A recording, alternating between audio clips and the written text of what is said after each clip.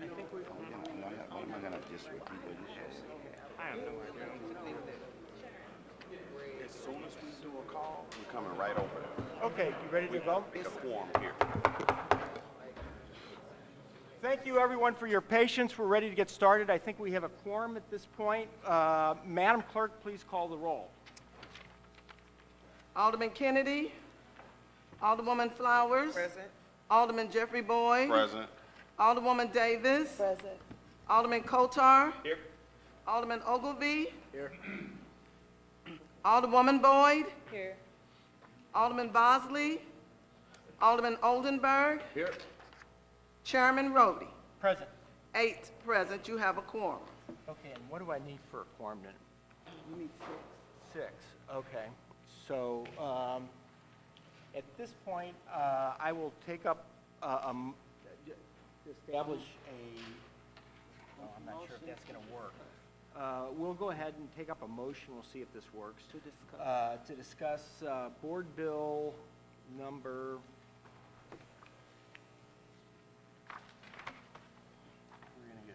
we're gonna get, Resolution number 55.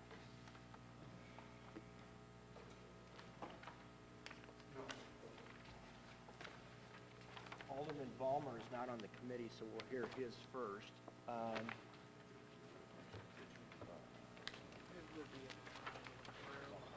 Yeah, we'll want a motion to. Okay.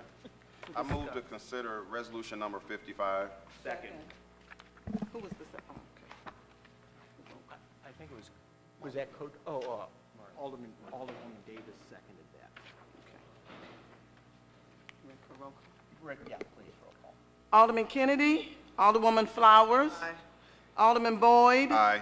Alderwoman Davis. Aye. Alderman Kotar. Aye. Alderman Ogilvy. Aye. Alderwoman Boyd. Aye. Alderman Bosley. Alderman Oldenburg. Aye. Chairman Rhodey. Aye. 8 aye votes. Okay, we'll go ahead and then we'll invite Alderman Vollmer to step forward to present his resolution. Thank you, Mr. Chairman. I'd like to note also that this is tied along with companion bill, Board Bill 54, both tied to the same project. And they're both related to 3360 Maury and 4545 Oletha. Here's a handout down if you want to give these to the board members, a quick explanation that I'll go over with them.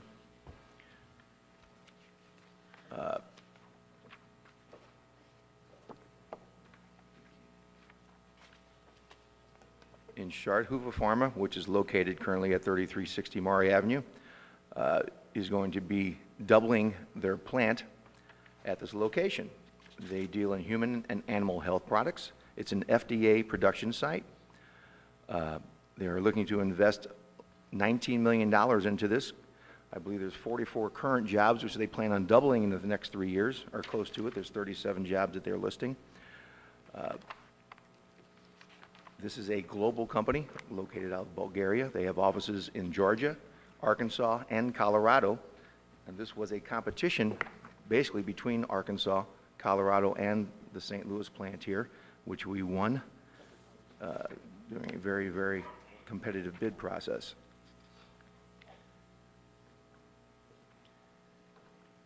As you're looking over the things, I'll take any questions. We also have the North American director as well as for Hoover Pharma here to answer any questions. If you want to do that for this, for the resolution, or for the board bill, I will follow your guide.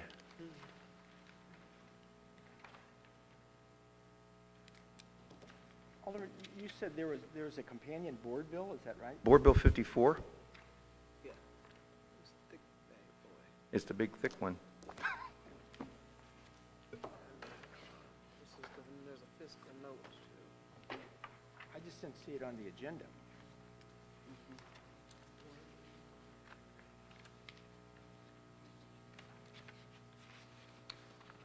Board Bill 54. Oh, here it is. I'm looking at the wrong page. I'm sorry.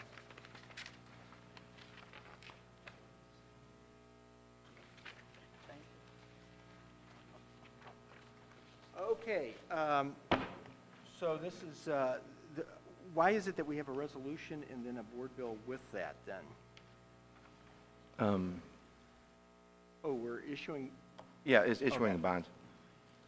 I have Brian here if you have questions in regard to. sure, Yeah. please step forward. Hello, my name is Mark Spikerman with Gilmore and Bell. I represent the city on this project. The incentives contemplated by Board Bill 55 or 54 are property tax abatement as well as a sales tax exemption on construction materials.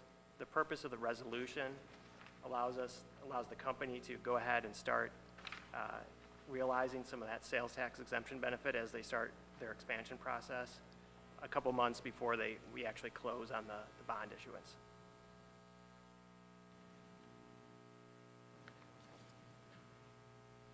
So this is going to be for 10-year tax abatement and then sales tax exemption on the construction materials? That is correct. And then do we have a fiscal note on this, or? Yes, you do. Yeah.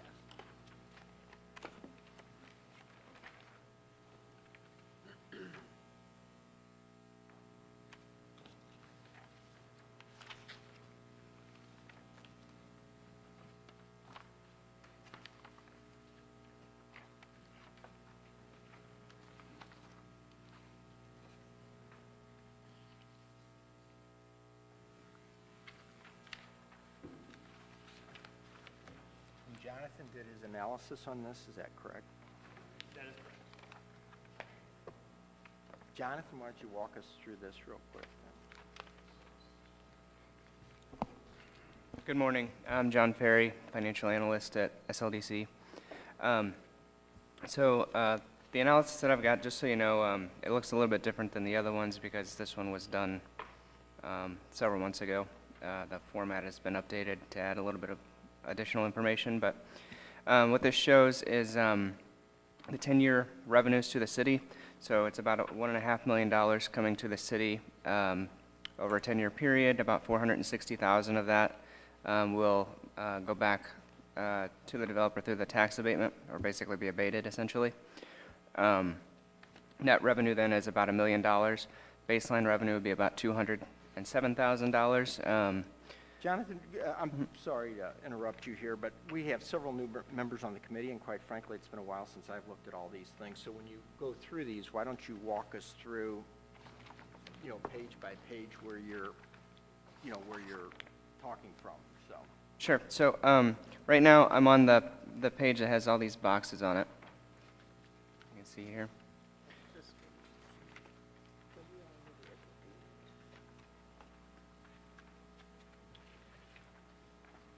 Okay.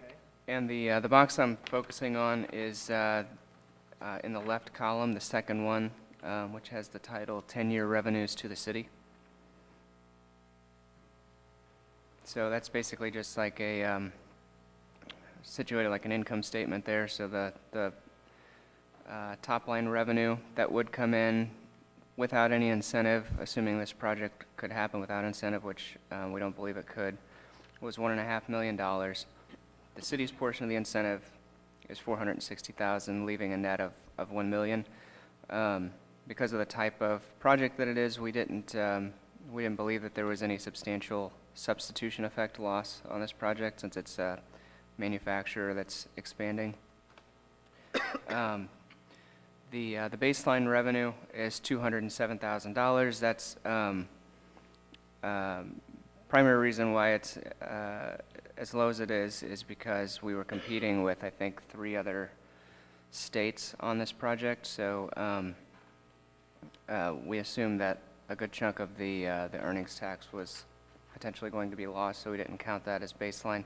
Even if you did, it would still be a pretty substantial net new revenue gain to the city, because they're adding, I think, like 30, they're increasing their workforce by about a third, I think. So I've got net new revenue to the city of about $840,000, net new revenue to the school district being about $333,000 during that first 10-year period. And then I don't have the 30-year returns on here, but obviously once the incentive expires, you can expect about that $1.5 million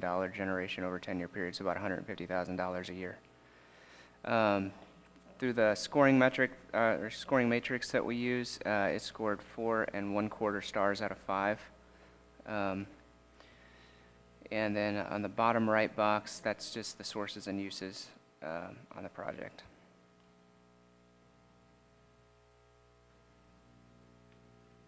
So it's a $20.7 million project. Are there any other questions? You know, for the benefit for people new on the committee, we went through kind of an experimental process last year. We began by doing an incentive study about 2 years ago.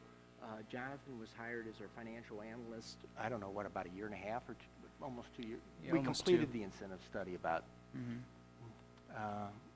April of last year, I guess, and is that right? I think it was Right, that's April. when it came out. And then you came on about the same time.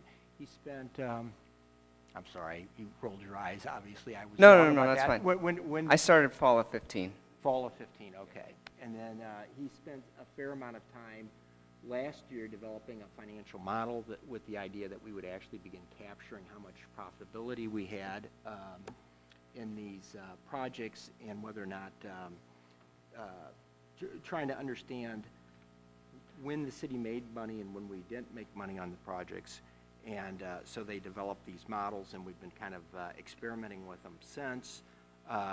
He's developed a rating system. Eventually, the rating system's going to have 3 components: the quality of the, The urban design and then the architecture. and then the financials. So right now, is this just the financial? Correct. We're still on just the financial at this point. So, and then we began creating a star rating based on that. These are the tax abatement's a little less complicated than the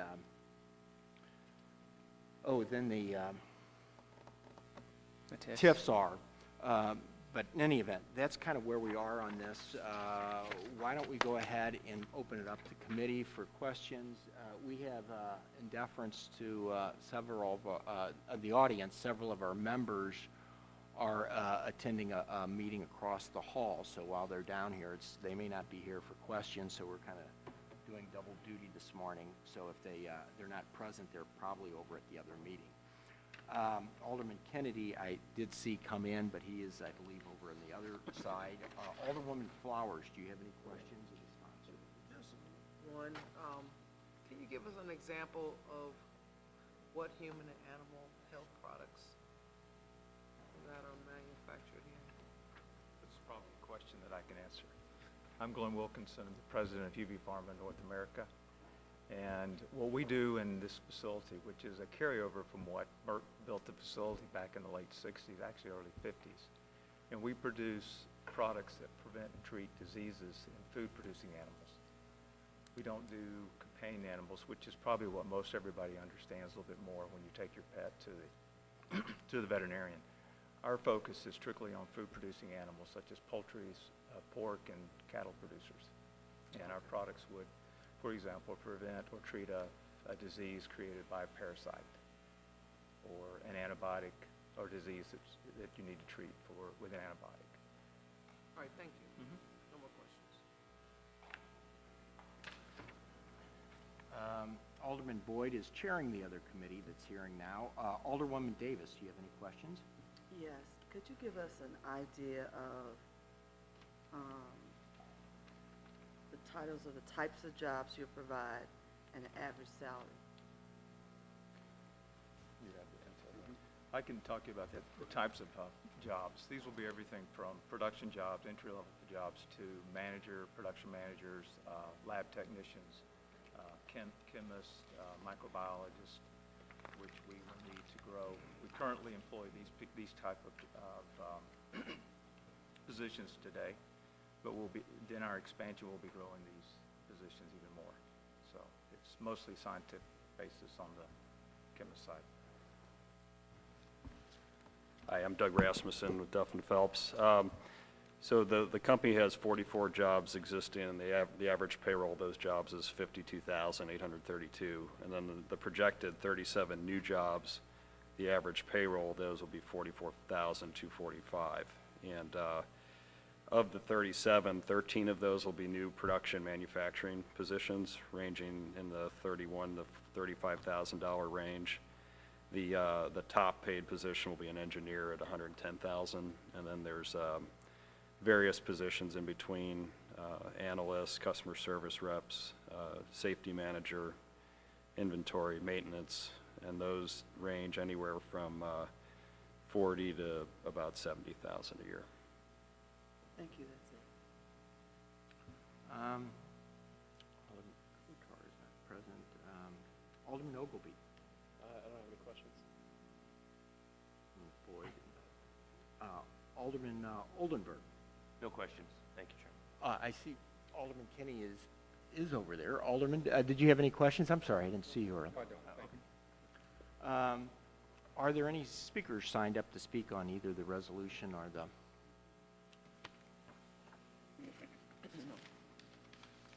No.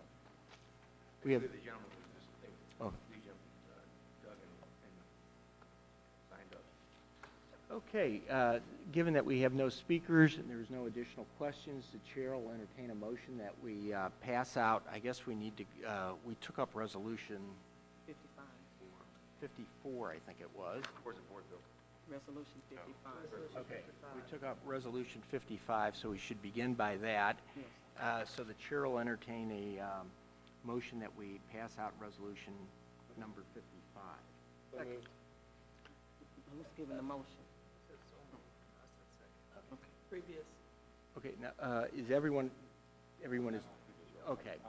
However, we do have a quorum with, we do have a quorum with 6 present. So, Madam Clerk, please call the roll. Alderman Kennedy? Aye. Alderwoman Flowers? Aye. Alderman Boyd? Alderwoman Davis? Aye. Alderman Kotar? Alderman Ogilvy? Aye. Alderwoman Boyd? Alderman Bosley? Alderman Oldenburg? Aye. Chairman Roddy? Aye. 6 aye votes. Great, thank you. And now we need to take up Board Bill number 54. And I think we've covered both of those kind of simultaneously, so the chair will entertain a motion to pass Board Bill number 54. So moved. Second. It's been moved and second. Is there a request for previous roll? There's a request for previous roll. Hearing no objections, we'll consider Board Bill number 54 as heard and passed. Thank you. Thank you, Mr. Chairman. Thank you, committee members. Thank you very much. Yes.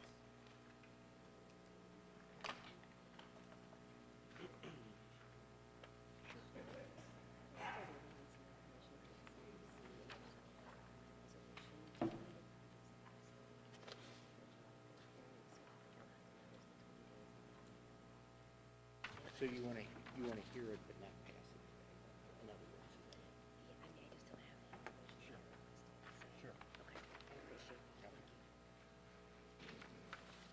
Okay.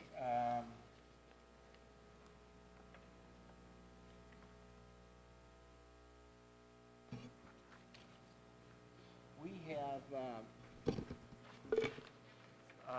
resolution, not on the committee, again, we're kind of knocking off the issues that aren't covered by committee members because we expect them to be here. Alderwoman from the 6th Ward has resolution number 15. Now, she does not want us to take action on it, but it was advertised, so we want to provide an opportunity to at least taste testimony so that we don't have to advertise again. So at this point, Alderwoman, do you want to at least give us an idea what resolutions 15 is about, and then we'll entertain anybody from the public who wants to speak on it. Sure. Thank you, Mr. Chairman, members of the committee. This resolution is in regard to a project at 2101 Shoto. It's the group of restaurants that Paul and Wendy Hamilton run. It's a new brewery that will be providing quite a few new jobs and is a very large investment. I've asked that we continue this until July 5th, the next HUD's committee hearing, because I'm still waiting on some additional information that I would like to be able to provide to the committee that sort of backs up and proves why we believe this abatement is necessary for this project. It is an enhanced enterprise zone, so It's a little bit different than some of the other abatements that get passed, but I do want to make sure that I have all the information to provide to you, and so I'm respectfully requesting that we continue this until July 5th. Is there anyone signed up to speak on resolution number 15? No. No one signed up to speak on it. Are there any questions of the committee before we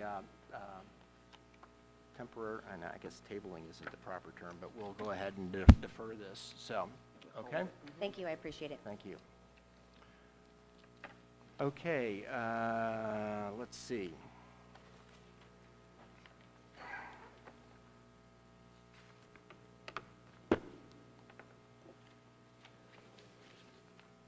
Alderwoman Davis, do you want to take up Board Bill number 38 then?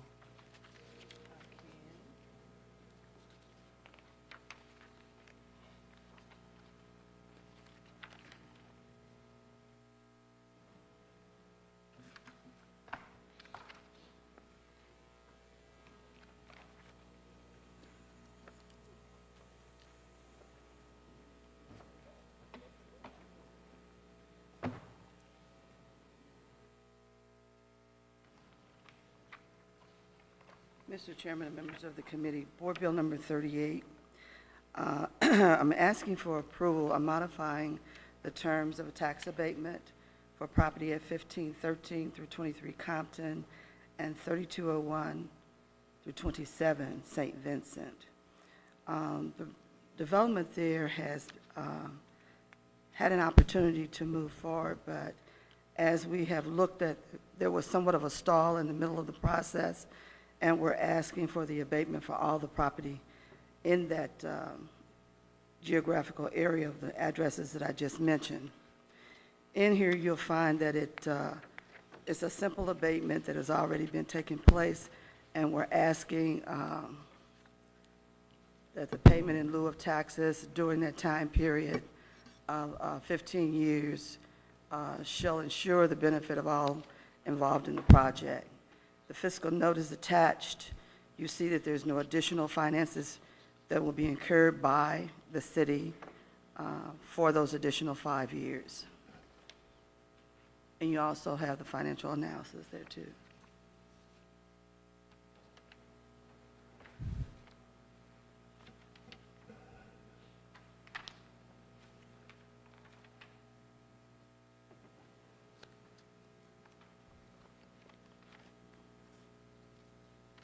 Alderman, is this a project that had 10-year tax abatement? It had 10-year tax abatement. It was stalled for a number of years in the process of getting it started, and now it has momentum, and it has additional costs to make it work, so we're adding an additional 5 years to it. Okay, and this is for the, one of the low-income tax credit projects? Absolutely. Okay. Are there any questions of the sponsor then? Alderman Kennedy? No question. Alderwoman Flowers? No questions.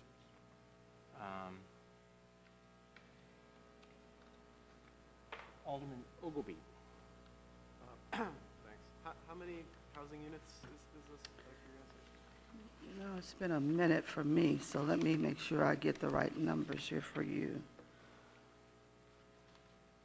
And I don't have the number on here for my quick reference.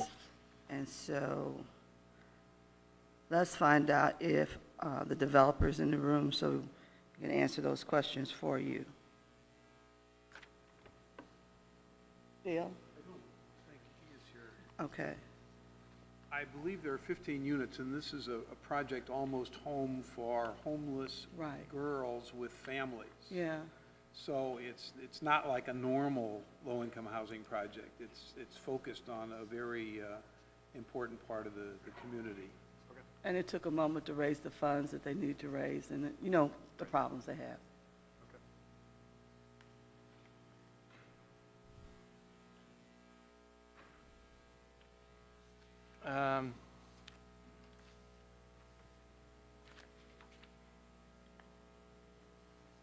Alderman Oldenburg? No questions, thank you. Thank you. I'm sorry, I keep missing Alderman Kennedy. Did I go over this? Did I? Go over together. Okay, thank you. There are no other questions. The chair will entertain a motion on Board Bill number 38. Moved and seconded with request for previous roll. Hearing no objections, we'll consider Board Bill number 38 as heard, read, and passed. Thank you. Oh, I didn't check. Was there any? No speakers. No. Board Bill number 46, Alderman Kennedy.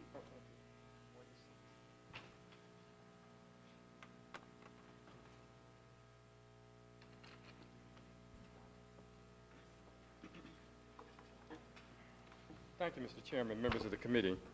Board Bill 46 would give 10-year tax abatement in a redevelopment area, two basic neighborhoods in the 18th Ward. That is the Fountain Park and Lewis Place neighborhoods.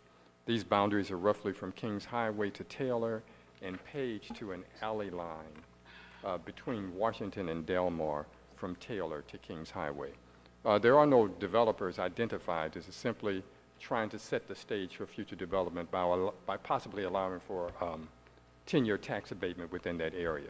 We did this in the Vanderbilt neighborhood, which was very successful, which led to all kinds of new investments, our North Sarah development and others who've come in to do development. So there is not an identified developer. It's just to kind of set the stage in these two neighborhoods to allow for development. Each one of those neighborhoods are now doing their own plan, and there is growing interest in both of those areas. The Fountain Park neighborhood has the historic Fountain Park and the fountain and where the only statue of Dr. King sits here in the city of St. Louis. So there is a growing effort for an interest in that area, and so simply allowing for 10-year tax abatement will kind of set the stage for the possibility of development in the future. And I do ask for your favorable support. Alderman, how does something like that work? Does it, the 10-year tax abatement does not start today, does it? So do you, each part, as you have a developer, do they come in and then My the understanding, clock will start at that point then? at the point that they make application with St. Louis Development Corporation and inform them that they're making this development and they go through that process, the timeline, from my understanding, kicks in at that point. This just makes it available. Okay. And then are there any guidelines or anything that were, I'm just used to that being done more through a development plan than a, I guess like a 353 or something like that, or? Zach Wilson with SLDC. This just lays the groundwork. There's, in the redevelopment plan attached to the board bill, there's guidelines also, but street design, urban design, type of quality of buildings, but we would monitor the projects, any project over $1 million, we sign a redevelopment agreement with SLDC and go from there. Let's say that I'm a homeowner in Fountain Park and, you know, I want to take advantage of this program. Would I come down to apply then, or? We would have an application, we hand you an application, you'd fill it out, and we'd process it, and we monitor the construction, and once the construction is complete and it meets all our guidelines, then we activate the tax abatement. And that can all be done administratively then, without Correct. any? No board bills, no nothing. Okay, Yeah. and the guidelines would be then attached to the? The board bill and the redevelopment plan. That's the fact sheet. Should be attached to it. For the bill? It's just me being disorganized up here, too many pieces of paper. Looking for the board bill? Here's the board bill. And then do they pay like a application fee, or? Application fee at the beginning and at the end to activate the tax abatement. Okay, and then they can just go ahead and you can flip the switch on the 10 years anytime Correct. at the point of application then? Yes. And then is there an? At the point of completion. Point of completion. Yeah. Oh, at the point of completion, I'm sorry. And then,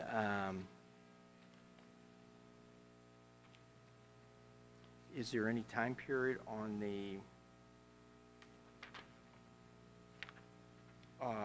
on that redevelopment area then? Does it expire at some point, or? No, I did, there's a boilerplate language on all redevelopment plans, usually, Dale, is it? Yes, Dale Ruth Satz. It's a 25-year period, and it automatically renews every 10 years unless the Board of Aldermen decides to end the redevelopment. But as Alderman Kennedy said, he has done 2 other areas to the east of this through the years, and even though one of them was probably done 20 years ago, whatever it was, we're still getting projects in. I mean, people are either building new houses or rehabbing existing houses, and it just makes it a very simple process particularly for the small projects. Now, for a larger project, obviously, we go through the process as Zach described, where we would enter into a redevelopment agreement and go through that process. But for this small homeowner or someone that's developing a house or two, it has worked very well to the east Almost of operates this. like a 353, except for you all administer it as opposed to a third party then? You might say that, sure. Okay.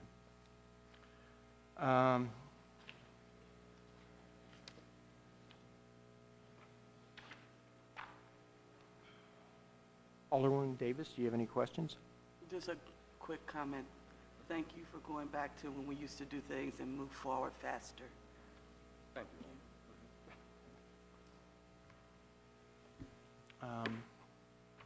Alderman Ogilvy? Thanks. Maybe Dale could come back up for a second. So I heard that projects over $1 million, they enter into a redevelopment agreement with SLDC. That's correct. For somebody renovating like a single home, what is the threshold that would allow for the tax abatement to commence? Well, Like there the- isn't any The investment magic number. I mean, it kind of depends on the property and what the individual is doing.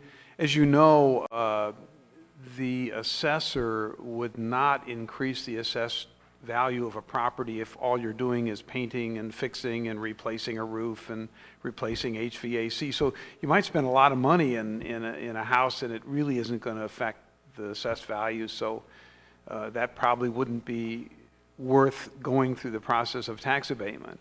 But if you're actually adding a room or doing a gut rehab or something more substantial, and it's hard to put a number on it because it depends on the size of the house and what the value of that house is. A $40,000 investment in certain neighborhoods might be worthy of tax abatement, where if you were off in other neighborhoods, that would be just a trickle and not anything at all. But in this neighborhood, there are a number of modest houses as well as very substantial houses. So it really depend on the exact project and what they intend doing. And I guess a follow-up question is how will people know that this is available, since it covers a large area with, presumably possibly hundreds of property owners? Well, I don't know the answer to that. All I know is in the other areas that Alderman Kennedy has done, certainly through the years, people have known about it and applied. But maybe Alderman Kennedy can answer that question, how the word gets out. Well, first of all, they've been discussed in the various neighborhood associations, and they also endorse it. But as individuals come and even talk to me about developing their properties, I'll make them aware that this is available in that area. And through word of mouth from various other residents who are interested in their area also inform people as they go along. We have found that the word gets out pretty quickly when you talk about people can save on taxes. Okay, thanks. I might also use as an example the West End area. It was an old urban renewal area established in the 60s. And it's not in Alderman Kennedy's ward, but it's still a very active area, and we're getting applications in constantly. We just have one right now for the substantial rehab of a house in that area, and it continues to work very well. Thanks. Is Lewis Place historic? Yeah. Oh, okay. But I don't think the entire neighborhood. Lewis Place, the street is Exactly, historic. right. Oh, And okay. people get that. Lewis Place neighborhood carries the same name as Lewis Place Street. Okay. Lewis Place, the street, is historic, Okay. but not the entire neighborhood. Okay. Alderman Oldenburg? Thank you. Just quickly, so this takes in just an area, as opposed to scattered site plans that we've seen or a specific project, but it's a bulk of an area. Understand. That's great. And there's, I mean, so obviously there's occupied and vacant parcels and properties within the entire area. Interesting. Okay, Vacant lots and vacant buildings as well as occupied property. wonderful. Okay, great. No more questions. Thank you.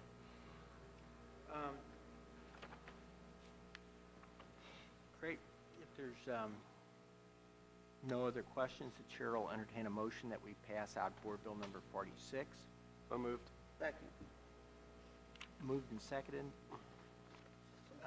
Request for previous roll. Previous.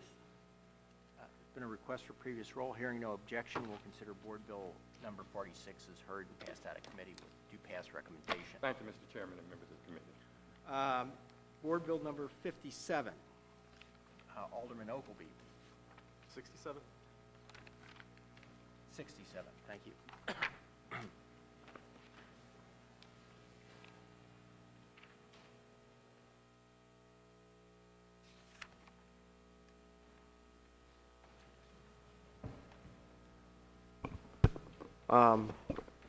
The chair will permit me to talk about 67, 68, and 69 kind of together since they're all the same project. Board Bill 67 authorizes redevelopment and tax increment financing for the 6300 Clayton Avenue address, which is currently a vacant about 0.8 acre site in the middle of the Dogtown neighborhood that's been vacant for about 11 years now.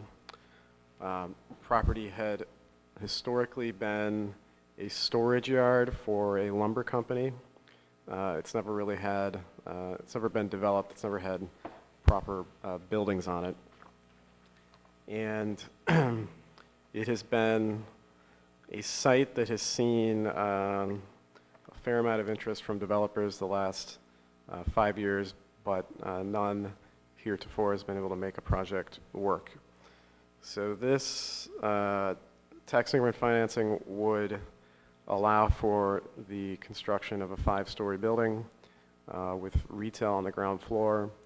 The developer is currently in negotiations with a grocery store to occupy all the ground floor space. So we'd have kind of a small, full-service neighborhood grocer on the first floor, 100 apartments, subsurface parking, 123 subsurface parking spots. The total cost of the building would be a little bit shy of $26 million, and the tax increment financing is $3.8 million, which also happens to be roughly the additional cost that the site requires of going underground for the parking. This project has been through a number of steps so far, receiving support of the Neighborhood Association,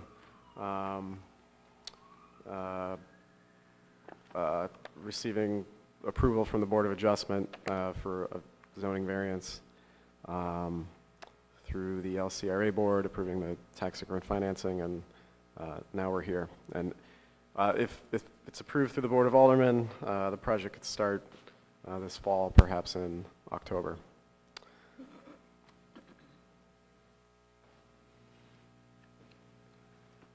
So that's Board Bill 67, and then you said you wanted to talk about all three of them together then? Well, yes, so 68 authorizes the agreement between the city and the developer who's here for the tax increment financing. And Board Bill 69 authorizes the issue of, The notes. yeah, the notes for the project. Okay. I think Alderman Richardson, Don't want that. You want to stay with that good paying I job. had a rough day up here today. We have a speaker, David Richardson.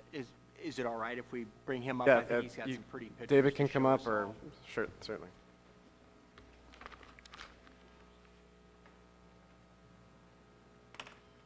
Yeah, David Richardson with Hush Blackwell.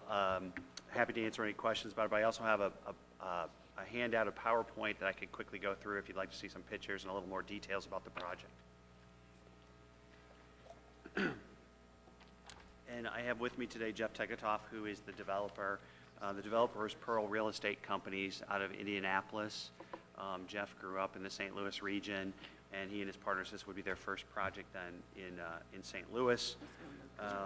And as the alderman said, they're under contract for this site right now, and so pending approval of the TIF, then they would close this fall, close on their financing this fall, and start construction this fall.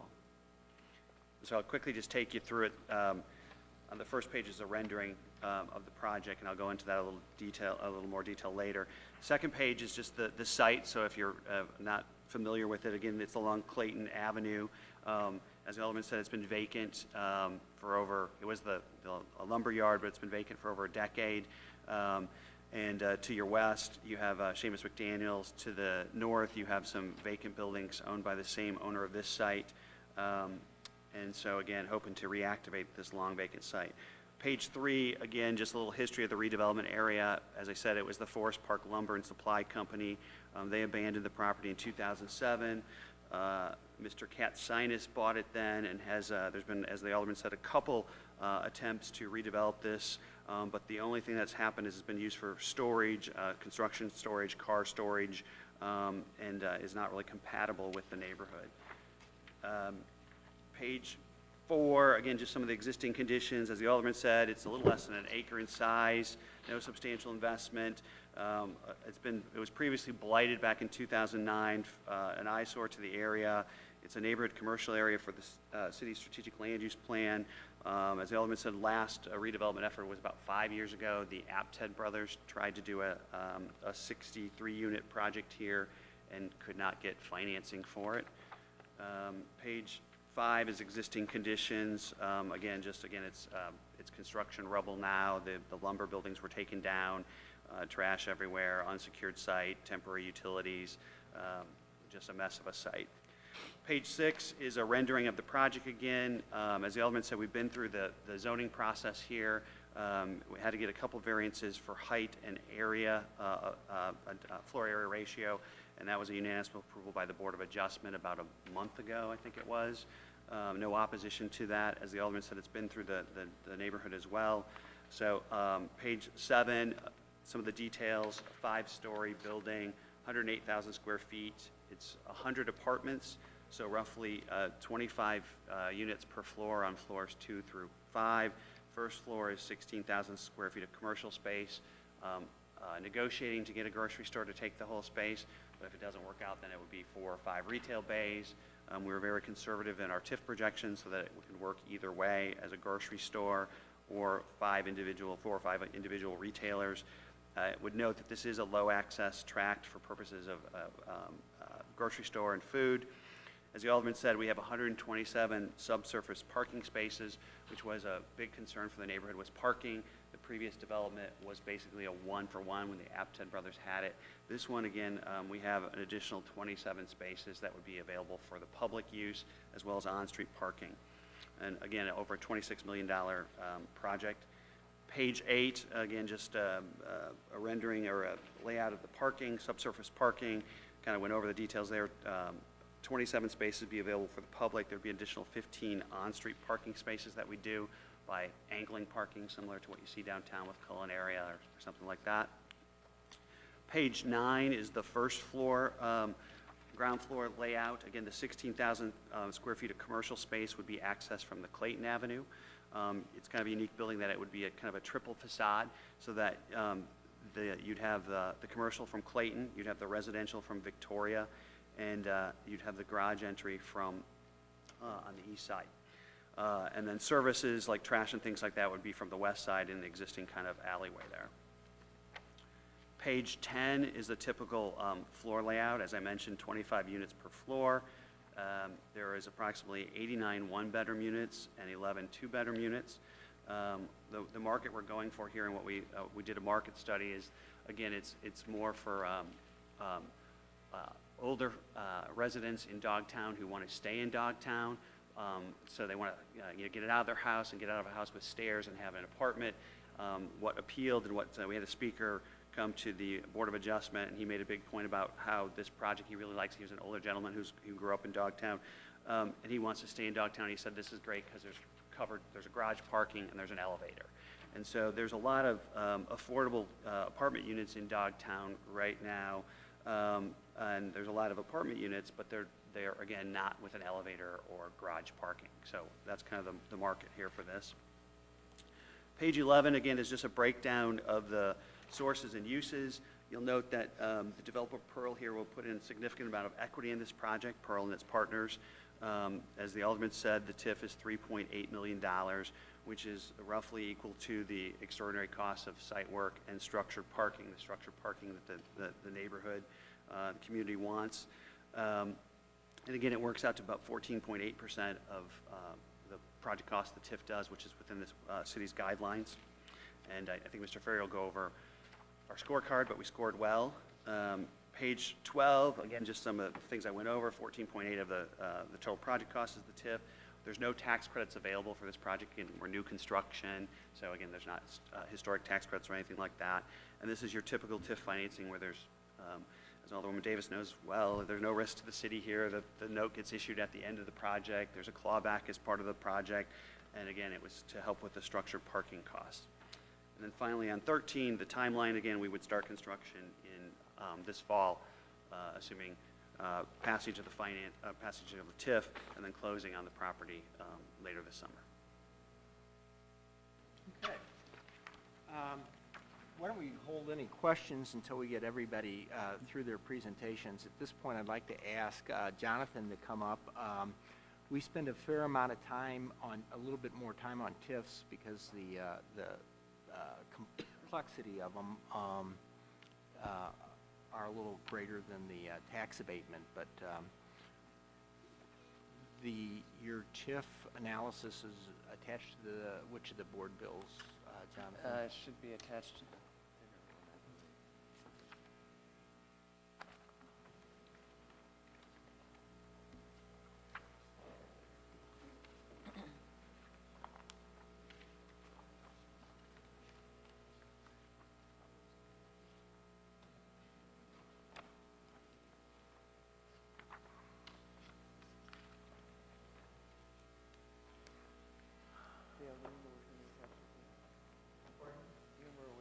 board bill you attached to.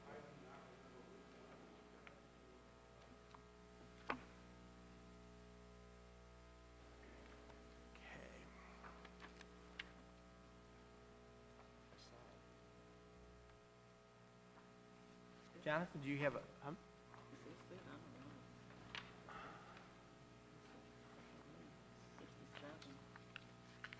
is your scorecard, right? Yep.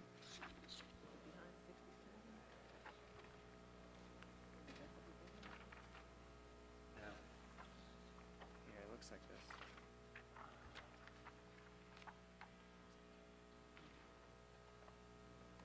I don't see it, I think it was attached to your fiscal note is where it is. the fiscal note.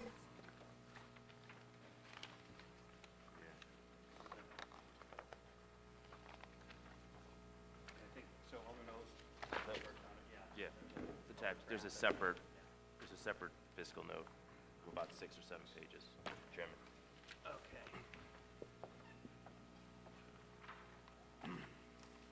Okay. Sorry for that confusion. All right, so one thing you'll notice, there's a few more boxes on this. So I'm looking at this page here. Mine's printed in landscape format. I don't know if the fiscal note was. But anyway, there's a few more boxes on here. The main difference is that on this one, I have added a 30-year return on investment to the city, and I compare that to sort of the amount of revenue that I project that the city needs to generate from the property in order to sort of be financially viable. So starting on the top left, I'm going to start where it says market average rate of return and project 10-year rate of return. So this is, in essence, our way of trying to measure the but-for of the project. The market average rate of return is information that comes from the Real Estate Research Corporation. They're a third-party, I don't know if they're for-profit or non-for-profit, but we buy data from them essentially. They do market surveys of developers and real estate investors throughout the country, but specifically in the St. Louis market. That's what those numbers on the left represent for a project like this. A lower risk project would expect to generate about 5.8%, and higher risk would expect to generate 10.3%. By contrast, this project will generate about 4.2% on the, well, without any incentive, and 5.9% with the incentive, so just squeaks inside of the low end of the range there.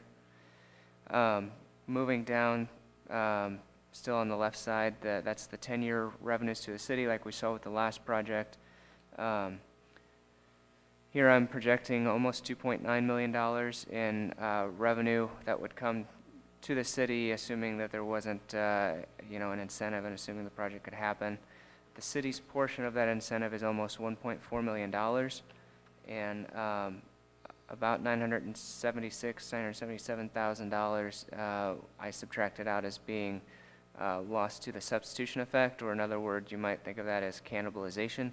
So what we mean by that is if, for example, if a grocery store comes in, we looked at who are the competing grocery stores, which ones of those are in the city, and what's the likelihood that residents are going to move their purchases from an existing store in the city to this store.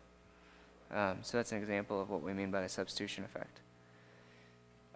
So again, we subtracted $977,000 out for that. That leaves net revenue to the city of a little over $500,000 in the 10-year period.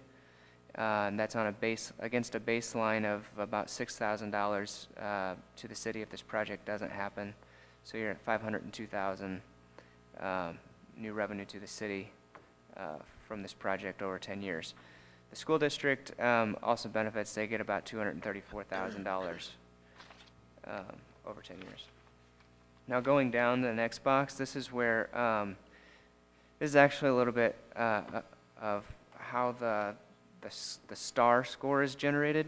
What I've done is I've created a model that looks at how much revenue the city needs to generate on a per acre basis, and then sort of distributes that throughout the city. So I've got two numbers there. The STAR rating is actually based on the top number, that 1,682,000.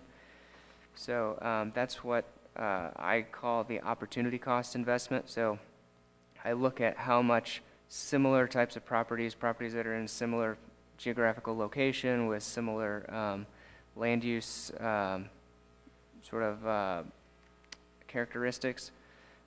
Basically, that's what those types of properties are generating, and then I apply sort of like how much a budget gap is, so what we would need to generate in order to cover all of our infrastructure and other costs, even unfunded costs that the city currently doesn't have revenue for. You can see below that the average commercial cost. If you just took all the city's costs that sort of are attributed to all commercial property and divided it evenly, the average commercial cost is about less than $2.2 million based on a site of this size. So the reason why why the difference is because the vast majority of revenue in the city is coming from land that is designated as specialty mixed use, and that's mostly in very high density, mostly in the central corridor, so downtown, Central West End. So those areas have opportunity cost requirements that are much higher than the average, on typically about 6 to 10 times the average. This is, not to say that this area is economically, lagging. It's just that this area doesn't have the density that other parts of the city have. So that's what makes up the difference. Anyway, the net return over a 30-year period to the city after the incentive is paid off would be about $3.3 million. So that $3.3 million compared to the opportunity cost would be a 95.5% return on investment to the city, or just based on the average commercial cost to be a 52% return on investment to the city. Anything greater than 0% means that the city is covering its costs. So this project would put off extra revenue that, could That basically. we never had. What's that? I said that we never had. Right. Exactly.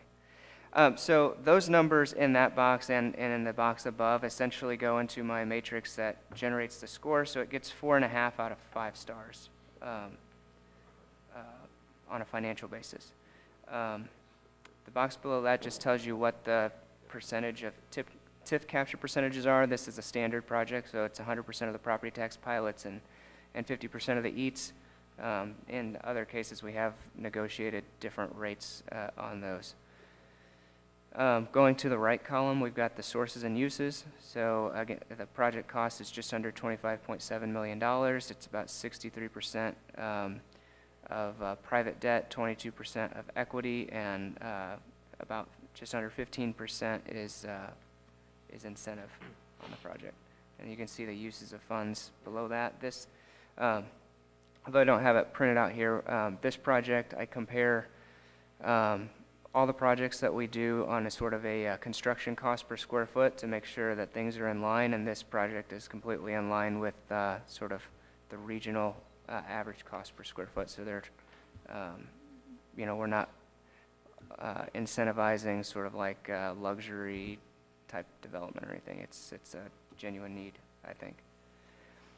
Below that, you can see the substitution effect rates that I use. So where you see retail sales, that's 33%, means that 1/3 of the sales at this grocery store I am projecting would have otherwise happened somewhere else in the city.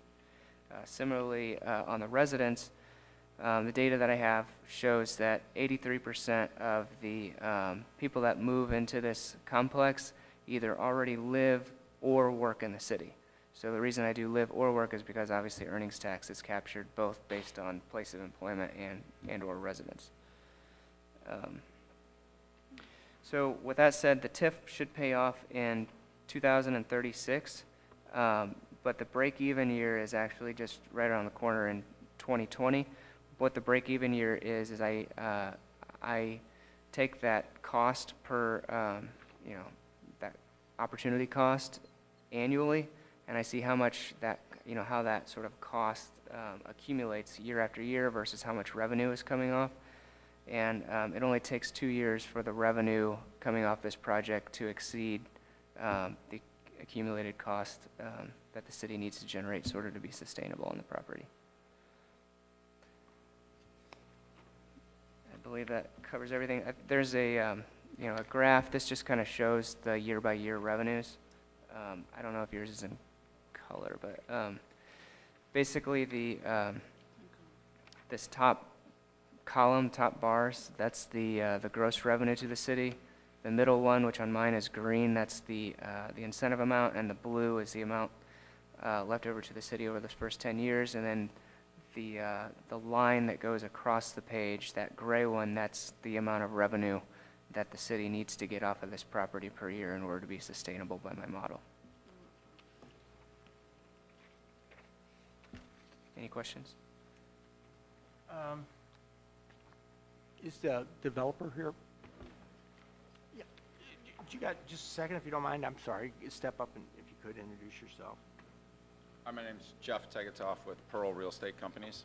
Okay, Jeff, we're undergoing a big discussion about incentives in St. Louis, and I had a couple quick questions for you. You don't have to be super specific in any of this stuff, but right now, how long have you been working on this project, and roughly how much have you invested in it so far?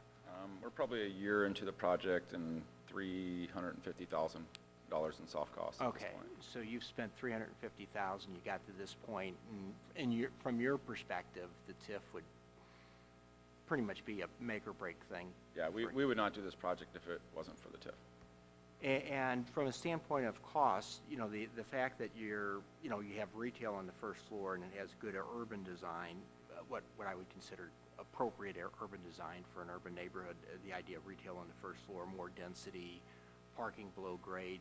How much would you, you know, from a standpoint of cost, you compare something like that to, you know, doing low-density one or two-story or three-story type of separate entry homes?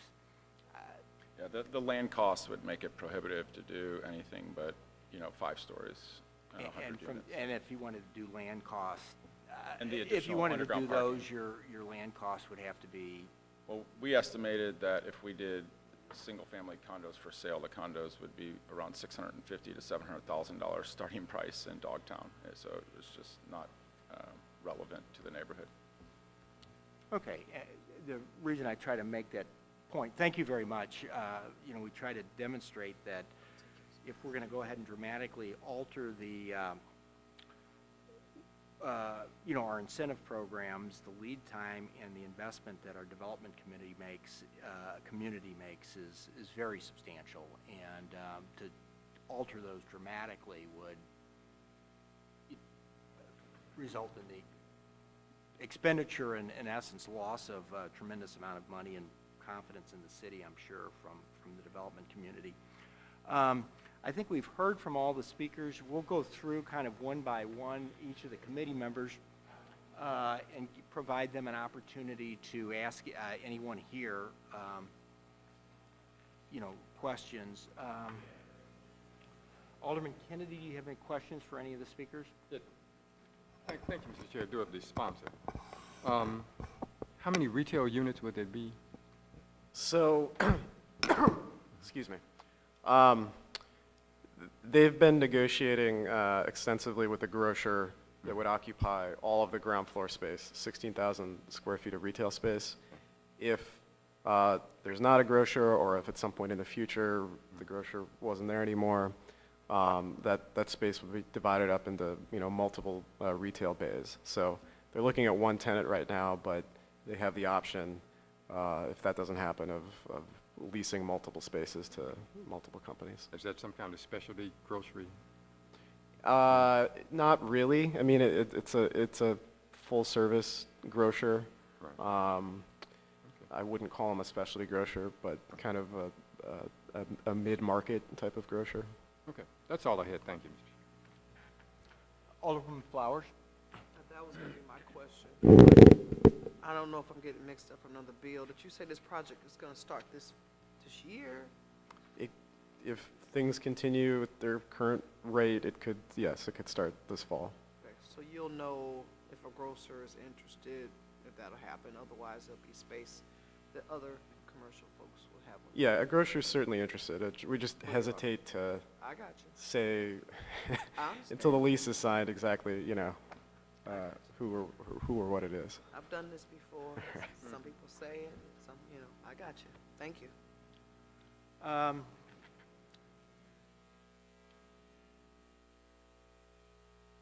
Alderman Kotar, is Alderman Kotar here? I saw him step in a second. Okay, he's back at streets, okay. Alderwoman Boyd. No questions.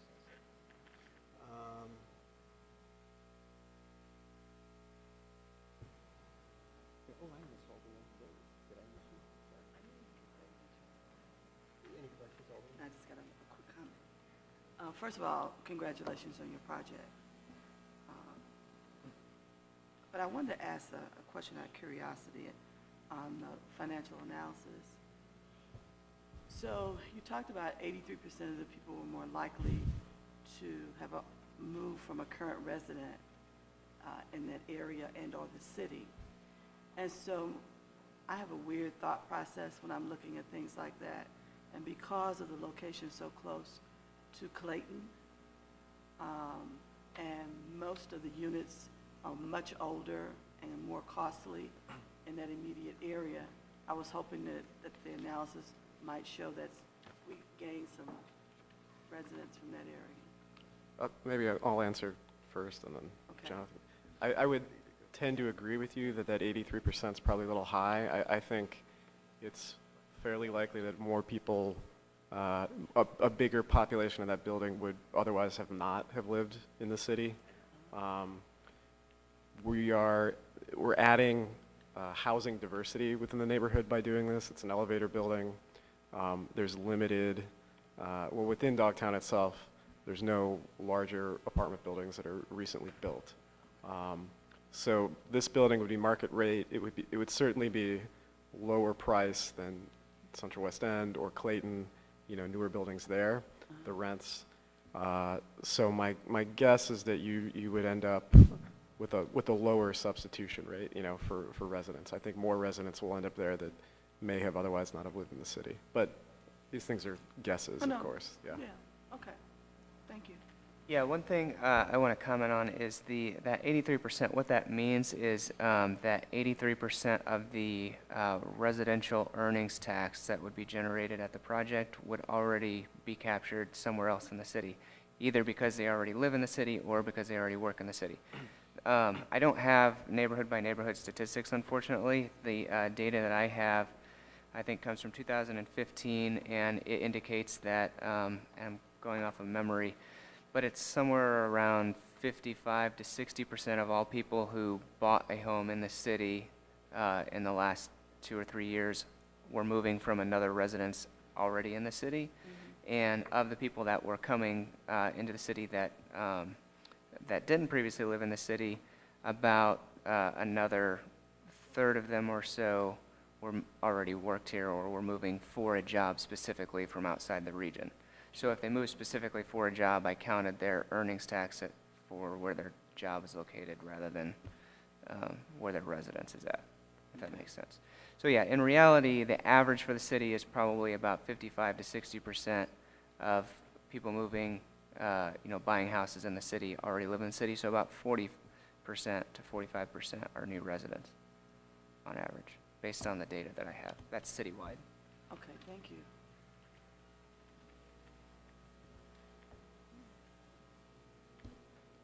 Alderman Oldenburg. Thank you, Mr. Chairman. Just a couple of quick questions and then maybe a bookend comment. Is this the developer's first project in St. Louis? It is, yeah. It Great. probably will not be the last. But Yeah, the so first that was, one. I should have probably pointed out earlier, developer has built or owns and manages a number of apartment buildings in Indianapolis and is working on a Cincinnati project as well. Great. And this would be their first project in St. Louis. excellent. Well, we welcome the developer, particularly this project. Looks like a good one. What's going to be the rent per square foot of the residential units? I think they're going to be close to $2 a square foot. So I think apartments will rent in the roughly 1,300 to 2,000 range. Perfect.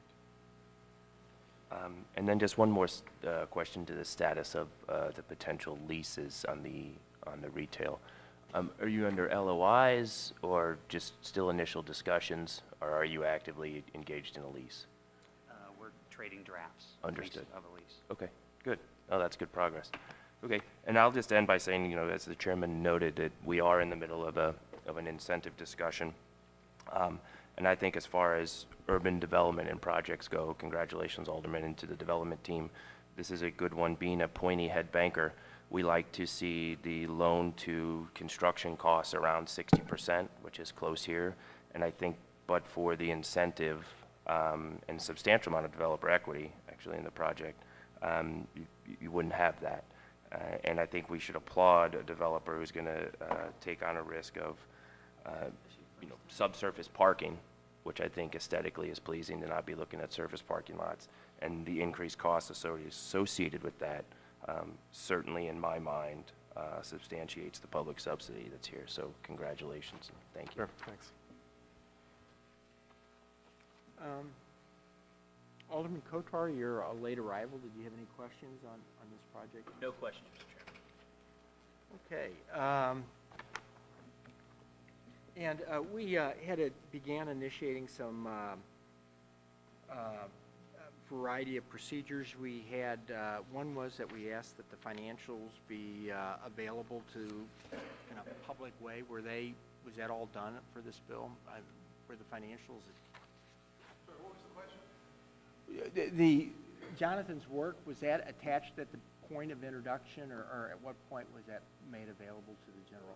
Made available at that point. I don't know whether copies were made, but I assume they were, yeah. But I mean, it wasn't attached to one of the bills Yeah. today, so is that? To the fiscal note, yeah. But the fiscal note, is that attached to the bills going forward, or what are we doing with those? Yes. Okay. The fiscal note's required to be part of the bills when they're filed for introduction. Okay, so I guess what I'm trying to get at is it was held off set to the side when it was up here. Was it attached to one of the notes when it was introduced? Because it was not attached to them up here. When they get introduced, the notes are attached. The notes are attached. Okay. Donna is Online. very good at making sure that happens. Well, I'm just, for the Jonathan presentation, though, that was not attached to a bill today. Was it not? I thought it was set aside. When you get the copies, they get passed out and everything is attached. Now, he may have had something additional, I don't know. This was not attached to one of the bills today. It was sitting up here loose, and that's what I'm trying to understand. When we got the copies, we had a stack of those and we had a stack of the bills. And Terrence put them together. But when we Okay. put them online, it's all attached. It's all attached. when Yes, we put 'em online. we just got the copies separate, but they Okay. were attached. And then the comptroller's office and the budget division have They both, each had a whole set of both the fiscal note and Jonathan's. and they are in support of these projects then, is that correct? I can't answer for them, but, I get so many emails, I can't see them all. I got an email from Paul Payne and I didn't, Jim, I did. okay, is someone representing the comptroller? Yes, I'm Tom Ray, I represent the comptroller, and we do support this project. Just wanted to check, the comptroller had a chance to review these? And, Yes. And they're in support of this Yes. project? Okay, great, thank you. And Paul, we don't have anything from Paul? Mr. Payne sent an email that spoke to two other projects that were part of the same packet as this one. It appears he had no comment on ours. He did have comments on the others, so I'm going to infer that he had no comments, but Okay.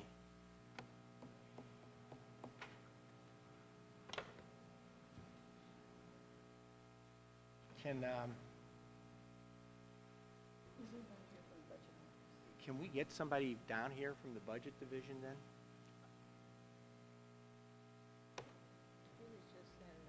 Was he over in streets or? Yeah, they were doing the trash bill. Right. They was just out there.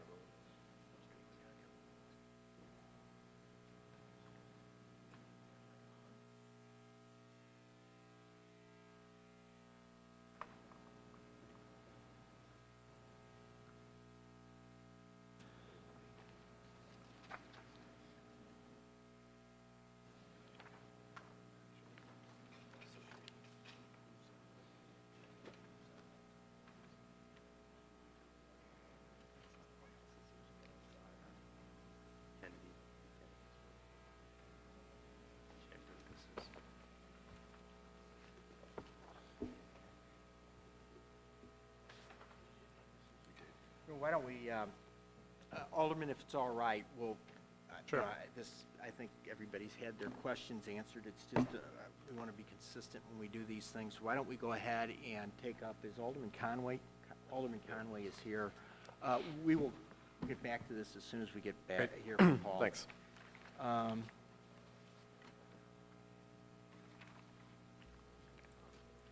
Alderman Conway's been bouncing back and forth between his committees. He is the sponsor of Board Bills number, 70, 71, and 72. proceed, Alderman. Good morning, Mr. Chairman and members of the committee. Board Bill 70, 71, 72 is a package for the building across the parking lot, the old municipal courts building.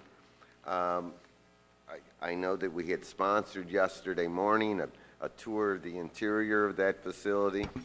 It was pretty incredible. I remember when it was fixed up. I mean, all the paint is peeling. Our SWAT team has been in there practicing, not with bullets, but with some type of pellet gun, The targets are around the place. Everything is falling apart. This is an opportunity to sell this property for $2.4 million and put it back online as a hotel. Sponsoring this is the ward in which this property is in. That's normal alderman has a conflict, and that's why I'm sponsoring it as a courtesy to them. And I would ask Mr. Rob Preston to come up and give us the detailed overview of the economics of Board Bill 70, 71, and 72. Mr. Preston. Good morning. I have a PowerPoint, but in interest of time, I'll just stick with the handouts. I understand you all have a copy in front of you. So this project, as Alderman Conway noted, concerns the municipal court building right across the street. The project's being undertaken by a developer that's comprised of 2 joint venturers, Nelson Construction and Development, and Vertical Realty Advisors. Nelson Construction is a group out of Des Moines, Iowa. They're with us today.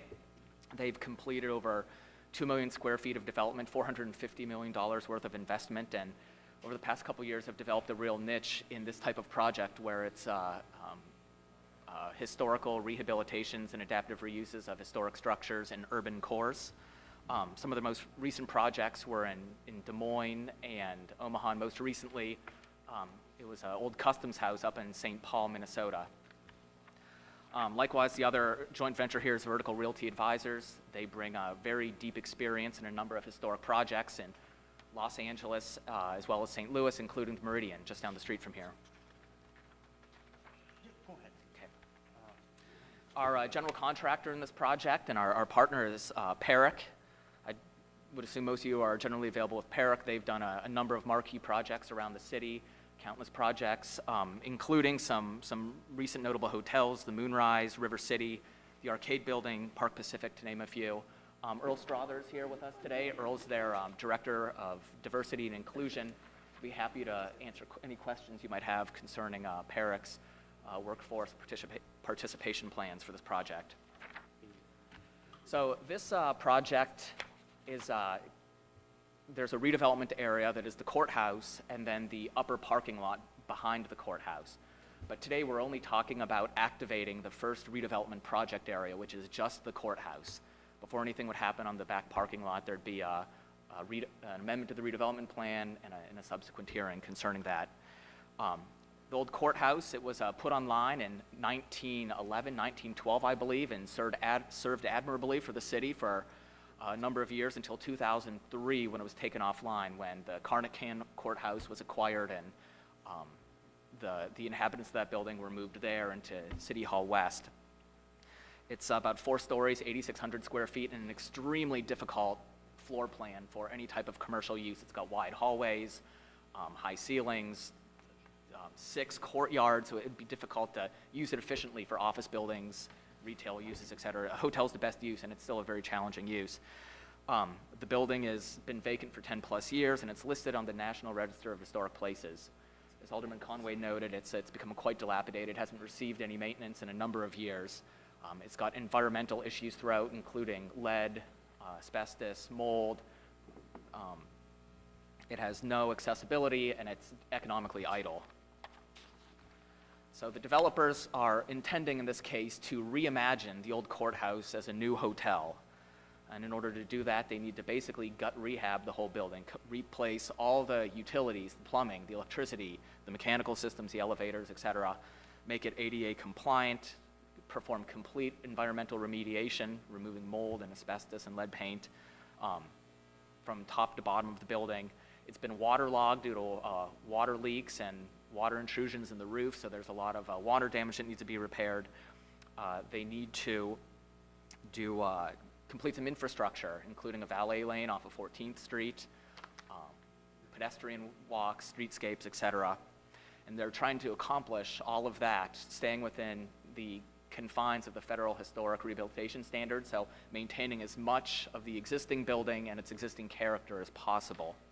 So one thing I'll note just about the project that'll be different is it has the big grand entrance right now with the stairs coming off Market leading up to the building. Going forward, they're going to reorient the building so that the main entryway will be off 14th Street. They're doing that so that there'll be more easy access for cars and also for guests with disabilities. They'll be able, since it's at grade, they'll be able to go right in. And they can't really change the front stairs due to historic standards. The project will involve, like I said, a modern hotel with a historic architectural character, have all the amenities that you expect in an upscale but select service hotel. The old courtrooms will be reimagined as a bar and meeting spaces, meeting rooms on the first floor. The big grand foyer will be the check-in space. The exterior rooms, so what were formerly judges' chambers and such, will be the hotel rooms. They'll be on the exterior, so they'll have window views of the city, including of the recently rehabilitated or in progress of being redeveloped Soldiers Memorial. It'll have an indoor pool or indoor-outdoor pool situated in one of the current courtyards, and then a cafe, a bar, amenities, fitness room, meeting spaces, etc. I've included in the handout packet about halfway through sample floor plans that just give you a taste of what they envision. The developers are here, though, so you have specific questions about how they're going to rejuvenate and revitalize this property. I'd certainly invite you to ask them afterwards, and they can give you tell you lovingly and with particular detail how this project is going to come back to life.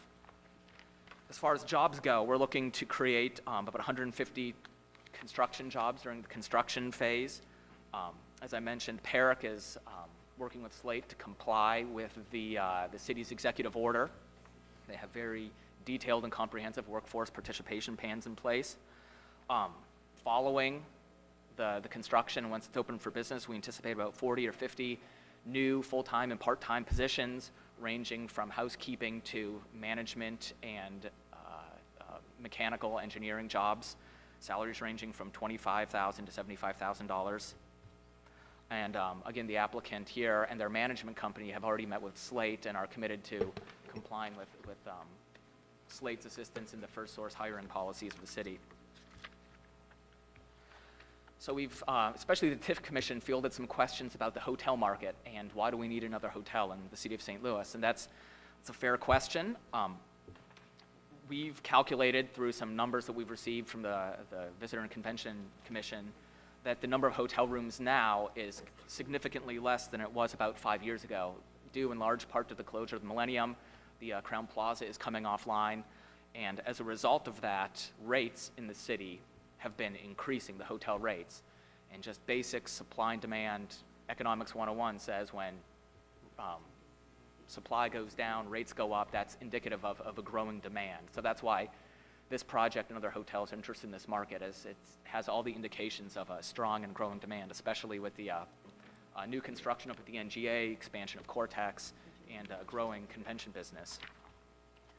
So the next slide briefly runs through the sources and uses of funds that we anticipate on this project. It will be financed through a combination of private debt and equity, federal and state historic rehabilitation tax credits, brownfield tax credits, and then what we're talking about today is the TIF plus community improvement and transportation development districts. As part of this package, since it's just a hotel, we are asking as well for a sales tax rebate on some of the revenues generated from the sale of hotel rooms. So in all, that would be about a $9.8 million note, which includes $8 million in statutory TIF financing, plus about $930,000 each in CID and TDD financing. So that boils down the TIF all in, including the sales tax rebate, is about 13.3% of the total financing or the total project cost, which is certainly below the SLDC's traditional guidelines. As David mentioned, and as you know, the TIF doesn't propose any risk to the city. The notes will be issued following construction, and it will just be paid out of revenues generated by the project. Our redevelopment agreement, as included in the package, includes the standard clawback provision. One thing I'd like to note here as well is we are, as Alderman Conway mentioned, acquiring the property from the city for $2.4 million, which is above the city's eternal appraised value for that property. So the city will be receiving a direct economic impact off the bat, and this will be coming off the maintenance responsibilities of the city. As far as tax impact goes, right now, the city, it's currently a municipal building, so not on the tax rolls, and has been that way since 1912 when it was first put into service. Once this goes into service, it'll be a private enterprise, and net of the incentives we're asking for, we believe over the life of the TIF, it'll generate for all applicable taxing jurisdictions, including the city, the state, the CVC, et cetera, about $32 million in revenue. So just to wrap up, I wanted to talk about how we believe that this is an extremely necessary step, the incentives for causing this project to go forward. This is an extremely complicated, expensive, and risky project. Doing complete gut rehab of a historic project just takes a lot of time and money and expertise, and it can be difficult to attract investment to a project like this. So the investment is necessary to bring that project to market. Jonathan will discuss hopefully in a minute. And finally, a project like this certainly brings numerous public benefits, including the elimination of blight. It'll bring a dilapidated structure in a highly visible location right here in the government center back to life and make it vibrant. It'll preserve the architectural heritage of the city. An old building that's long been a landmark of this part of the city will be brought back to life in its original brilliance. New hotel revenues make the city better able to attract large-scale conventions and other events, create new jobs, permanent jobs, and temporary construction jobs, and as I mentioned, create some taxes over the life of the project. Are there any questions that I can answer? Why don't we get through other speakers as well? Jonathan, are you ready to address, are you ready to address this? Or did you need more time with Paul?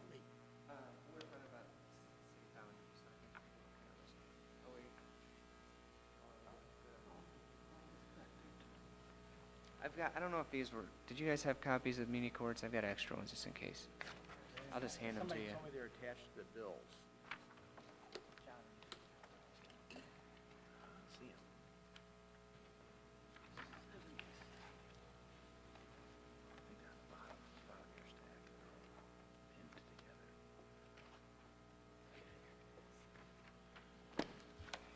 When I was checking through the board bills earlier, I was going quickly and I didn't see that one. It's probably in there somewhere, but I just had to make extra copies just in As long as case. we got the copy here in front of us.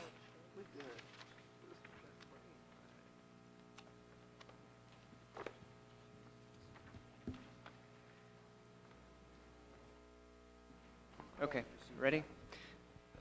So again, this is the same format as last time. I'm going to start in the upper left, looking at rate of return. This is rate of return for hotel projects, specifically in the St. Louis regional market. Lower risk hotels are sort of expected to generate 8% return. Higher risk are in the 12% range. This project, without any incentives, we estimate it's going to generate a 7.3% rate of return, and with incentives, 10.5. I think that given the, sort of like the spectrum of different types of hotel projects in terms of the amount of risk assumed by the owner or developer, I would say that this one is at least, beyond that halfway point. So I think a 10.5% rate of return is not, does not present a challenge in terms of the but for an excessive incentive. Going to the next box, these are the 10-year revenues to the city again. So it's about $3.6 million in revenues coming to the city, and 2.3, and plus it's an additional $2.3 million. It's an additional $2.3 million that the city would get from the sale of the building since we own the property. The city portion of this incentive is about $2.2 million, and I estimated about $1.2 million in revenue lost to the substitution effect. So again, that's competing hotels that would potentially lose sales to this hotel. So that leaves net revenue to the city of about $2.6 million over that 10-year period. As the budget director, rightly points out, the vast majority of the city's net gain on this project is the acquisition price. One thing that I wanted to point out to you guys and to him was that last night I realized that most of the time personal property tax is not enough of an issue to really factor it into these analyses. With hotels, that's different. I did not include the personal property tax that the city would get. That would increase the revenue to the city by roughly $22,000 a year. So it's going to be about another $225,000 in revenue to the city over that 10-year period, and then multiply that by 30 for the 30-year period. So there is that to take into consideration. The other thing is that you can see, obviously, this gets a 5-star rating. That's with the net proceeds from the property sale included. If you back that out, it still gets a 3.5-star rating. Again, the rating is based off of how much revenue we think a property like this can reasonably sort of generate, sort of on a market basis. That number is reflected in that opportunity cost investment over 30 years. So if you were to back that $3.7 million out, over 30 years and adjust for inflation, it's probably around $85,000 a year or so. The average commercial cost, again, is your standard, any average commercial property across the city. By contrast, would be expected to generate about $7 million. Over the 30-year period, and this is without including the personal property tax, we're at about $6.7 million. So when you add that personal property tax in of about, I'm going to say $600,000 to be conservative, it's going to be about $7.2 million. That 7.2 compared to either the opportunity cost of 3.7 or the average commercial of 7 gives you a positive 30-year return on investment. Here you show that 30-year on average cost is a -4, and the opportunity cost is 79% to the positive. It's a standard TIF. It's 100% pilots and 50% of the EATs. The sources and uses is listed on the right. For a historic rehab project of this nature, the cost per square foot were not out of line. I think they were, I want to say, roughly $150 a square foot or something for construction costs, for hard cost. That compares to, for new construction, an average cost of a building this size of about $138 to $140 a square foot. The percentage of local sort of subsidy, excluding the SID and TDD, to project costs is about 10.4%, and when you throw in the historic and brownfield tax credits, it increases it to 47.5%. On the substitution rates, I estimate that 15% of the payroll will be lost at other competing companies. So it's a formula that basically says, based on what the substitution effect rate is of the, if it's a restaurant or a hotel or whatnot, how would that potentially affect employment at other businesses who might potentially lose sales? So, so we got 15% there. About there's not really retail sales in this project, but there are some restaurant food sales. That's 85%, and then the hotel I did at 58%. So a little over half of the sales are considered cannibalized. The TIF payoff year is estimated at 2039, but, and again, this is because we're looking at the, including the acquisition price, the break-even year is immediate in that regard. And I don't remember exactly what that break-even year would be if you subtracted out that acquisition cost, but it would be less than 30 years, as you can tell, because the return on investment is positive.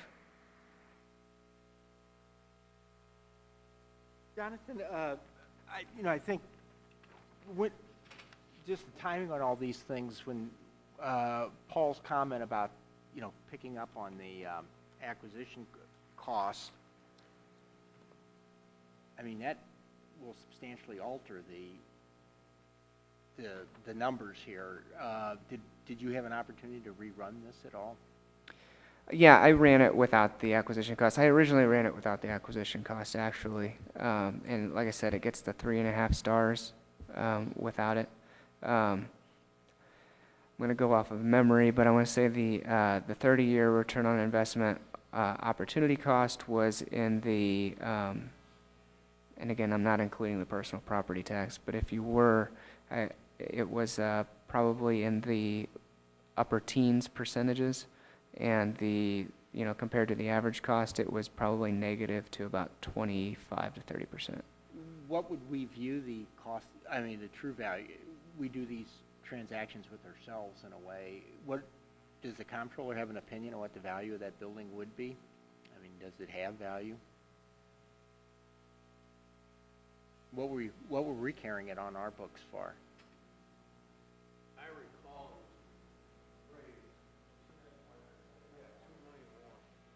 Okay. but that was three.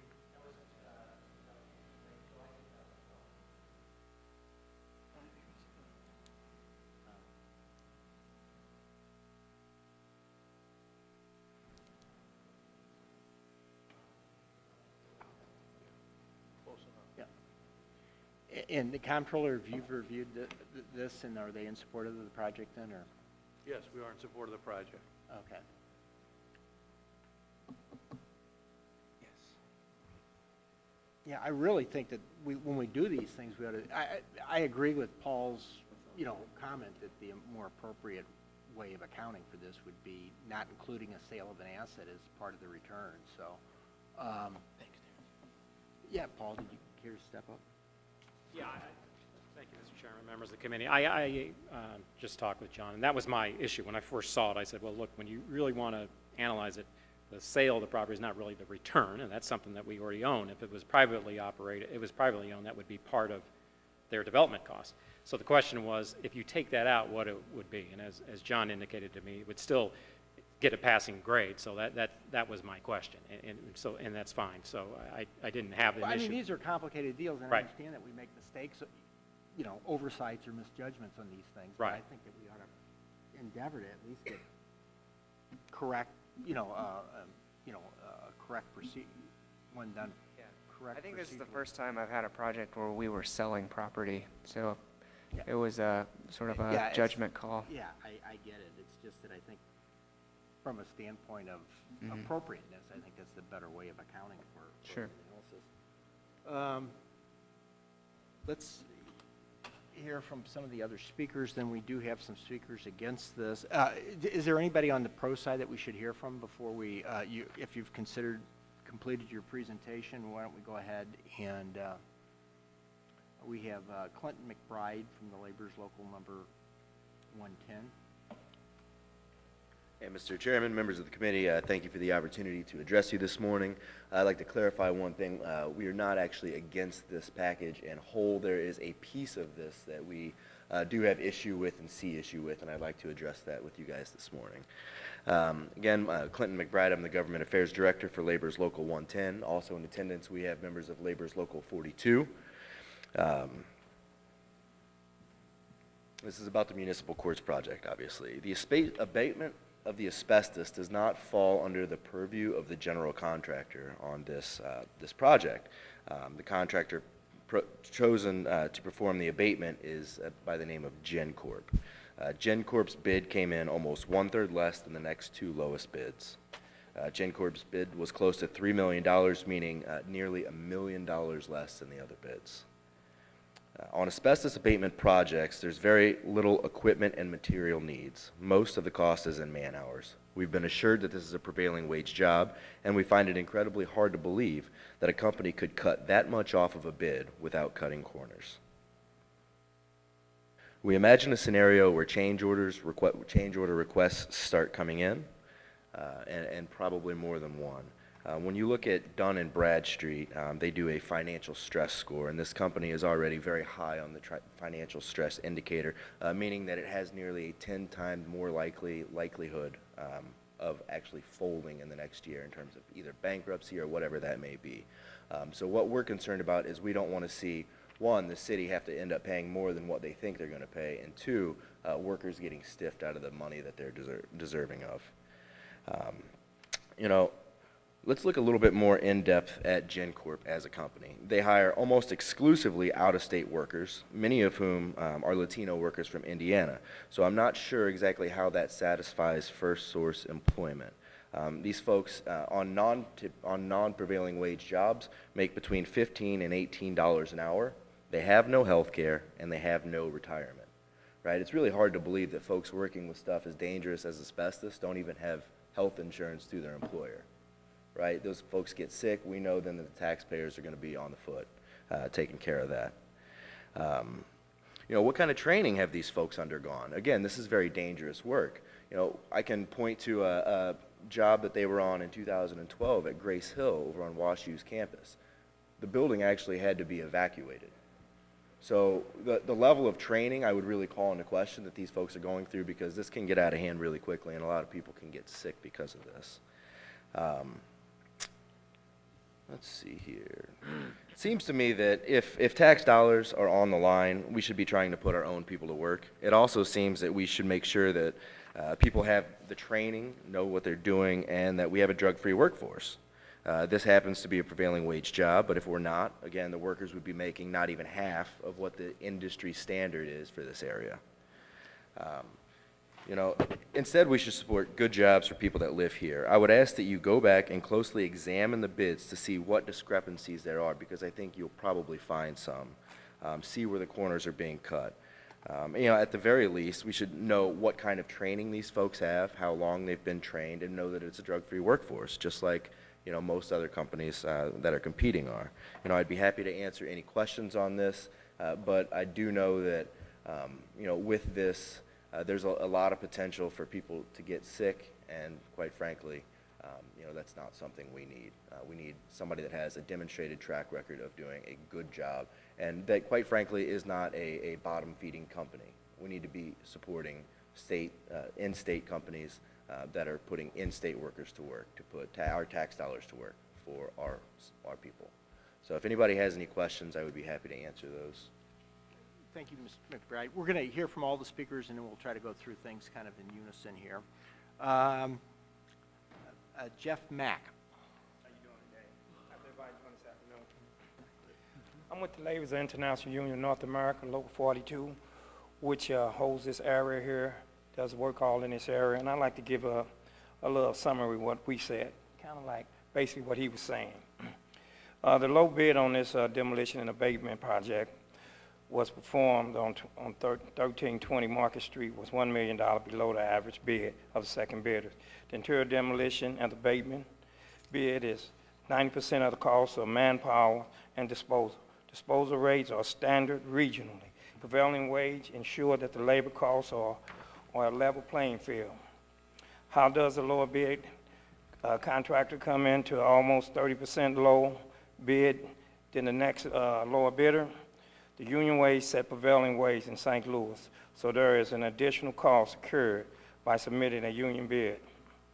The only explanation for this one union has come across many times before, which is the contract reported the entire $46.77 per hour prevailing wage on demolition and abatement paid to the employers on the certified payroll. The employer then pay the checks and get the checks over to the employer and to be paid in cash, which is much lower than the 46.77 prevailing wage rate. Based on the information that we have provided to the local in our brief, and I believe that GenCorp non-supervisors work on private jobs for $15, $18 per hour. GenCorp have utilized on large projects majors of out-of-town, out-of-state Latino workers from Indiana. They did a chemical building Horizon environmental part owned by GenCorp, 40 to 50 Latino workers, did not even speak English, would not even talk to the owner organizers. The Merritt Hall and Shannon Hall in St. Louis University, 30 of them worked nights where we couldn't even talk to them at night. We hand-billed a job in Clayton. St. Louis Sloop Law School had 30 minority out-of-state Hispanic workers. This is what we deal with when we use a company that kind of like cut corners, as we say, on a prevailing wage job. Would you like to add anything? One of my organizers here with us. Carlos? Yes, Carlos Escobar. I'm an organizer with La Una, Laborers International Union. And I just want to basically add to what he just said. I myself had the experience to try to talk to these employees when they bring them from out of state, just to make sure to explain to them how they're supposed to get paid, them being non-union employees.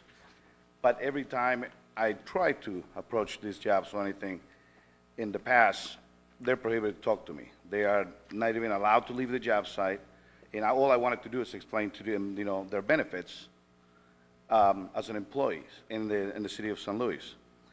But every time I try to, they're declined. I'm told to leave the job site and everything. And all it does shows me is that like the company is trying to hide something, or they don't want us to tell the employees how much they're supposed to be making. In the past, with other companies, they bring employees from out of state, especially Hispanic workers. What they do, they give them a check so they can show in the payroll that they are getting paid $47 an hour. Then the employee signs the check, gives back the check to the company, which they can cash now because it's been signed over to them, and then they get paid $10 an hour in cash. I've been part of some of these cases where we've been after these companies, and we just don't want to make sure that this don't happen here again with this job. One of the main issues here, we want to keep St. Louis taxpayer money in St. Louis instead of having out-of-town contractors come in, bring in a bunch of out-of-town guys, and all our tax money, especially since it's a tax incentive job, it would help if they tried to keep the money in St. Louis, basically. Thank you for taking the time. Okay, we've kind of gone through all the speakers now, and why don't we go through the committee and we'll see what questions the committee has. Before the questions commence, would it be okay if I just took a minute to Sure. discuss what was just said? So we certainly share the sentiment of the representatives we just heard from. I can tell you, GenCor's not here today, but we did some diligence because we're concerned about the same things as them. Came with certainly some high references. They have worked for numerous parties around town. In fact, GenCor is located here in St. Louis, just north of the city. There are, in fact, a local contractor. Because we were concerned about wages and benefits and all that stuff, we included that in our bid package in connection with, they were procured through our brownfields application process. And we have our brownfield consultant here today, Fred Lafser, and Fred was just going to briefly run through the process that we use to solicit bids and ensure that they would comply with these important objectives.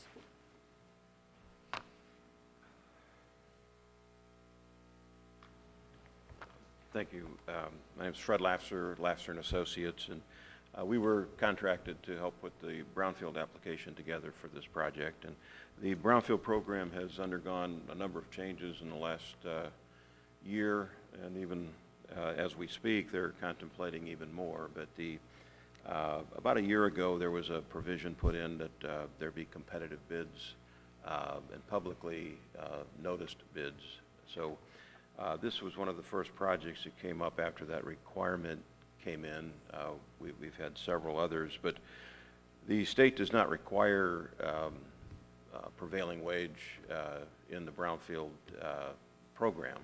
We're not required to do that. However, since it is a city requirement for projects receiving assistance, we and the developers thought it would be best to mandate that in this bid package. So after doing a thorough environmental investigation of the building, identifying all the various problems, we put a work plan together that was approved by the state, and that was available to all those who responded. We advertised for bids for 3 consecutive weeks in March, had a mandatory bid on-site meeting. I think we were dealing with about 25 different potential bidders on the project.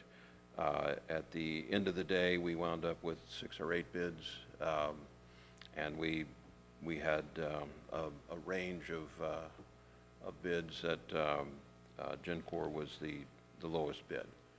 They also made a commitment to minority employment. Some of the others did not. So when we assembled all the data from the bids, the owners were, it was fairly clear choice because of the distinction in the cost. One of the problems that we run into with the state brownfield program is that they're going to look at the bids through this process and mandate that they fund the project based on the lowest bid, and that in this case is kind of the ceiling of the amount of support that would be given.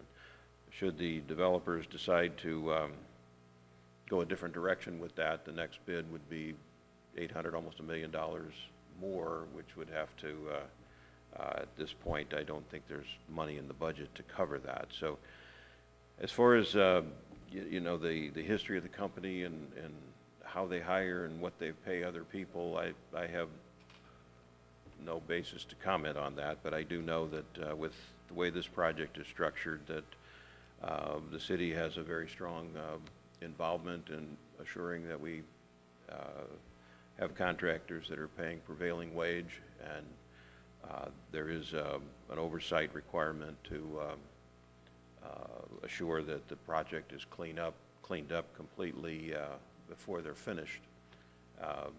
The terms of the specific contract between the developer and the contractor will need to be written to make sure that change orders are kept to a minimum, and that's not in my scope either. So be happy to answer any questions about the application process. And Maybe someone from the city, is Dale, are you still here? Or, I can't see you there. Dale, what do we do from the city to we have, something is going to require this project to be prevailing wage, is that right? What is the prevailing wage requirement? What triggers that in this particular? Well, I'm not sure I know the answer to that question. I don't know if, this is Vladimir Monroe from our office. He may be able to respond to that. Yeah, I think what we're interested in is what the city is going to be doing to assure that there's prevailing wage, and also, you know, what triggers that and what triggers the, you know, the first source for city residents and so forth. So, First source, yeah. Vladimir Monroe, Contract Compliance Manager, SLDC. My department monitors and will oversee the compliance and utilization of this project. So what we have in place is a compliance software. It's produced by the company's Triangle, they're out of Chicago. The software's name is Global Project Tracking System, also known as GPTS. What it does is every single subcontractor and general contractor utilizes the system has to submit their certified payroll. Within the setting up of the system, there are 2 boxes you can check, either union wages or prevailing wages. By them uploading the certified payroll, it automatically triggers what the certified payroll should be. So we're also able to monitor and ensure that the citizens and individuals who are working on this project, we can verify who they are. If I could interrupt, Mayor, we just had the mayor step in the room for a second. She's reminiscing of what life used to be like before it got a lot more complicated. You're welcome to come back anytime. We still have a vacancy in 28 for you. I'm sorry to interrupt. All right. So what it does is it allows us to monitor who exactly is working on this project. It's just like your certified payroll. So it has the name, the residency requirement, sex, race, and then a brief description of who the individual is, and also where they reside, as I stated. So with this system, we're able to determine exactly who's working on the project, what companies are working on the project, as well as their utilization. Then we can also manage and monitor to make sure that they're attaining all the workforce buckets, if this is so required. Is that required on this project? Workforce, absolutely. So we can also monitor that as well. We do that in conjunction with Slate. and it allows us to determine and make sure that they're hitting all the buckets that the ordinance, I believe it's 69724. Thank you, 69724, thank you. So it allows us to monitor that as well, as long as the certified payroll is uploaded. We provide the training for this system, we provide the access to the system, and we ensure that all the subcontractors utilizing the system, it's part of the requirement to doing business with the city now, is they have to utilize the system as well. And do we do a routine audit, or how do we confirm the information is So, correct? certainly, we check it. We have compliance officers on my staff who make site visits, scheduled and unannounced site visits. Then we also have the ability to pull this information up and pull reports as needed or as necessary to ensure that the information is accurate and correct. Okay, and so that's, what triggered the, explain the triggering of the first source requirements for this then, and the prevailing wage. It's a TIF project, all value TIF over $1 million, correct. All TIF projects over $1 million? All TIF projects, and then tax abatement projects over $1 million. Okay, and that triggers first source, is that triggering prevailing wage? It triggers first source. So the wage determination is based upon whatever other extrinsic factors there are. Okay, so first source is any TIF or any project over $1 million triggers first source, and the requirements for first, the goals, it's goals, right? Correct. Goals of first source. That are governed by the ordinance, correct. Right, and can you run through what those are then? I cannot, no, sir, that's not my department.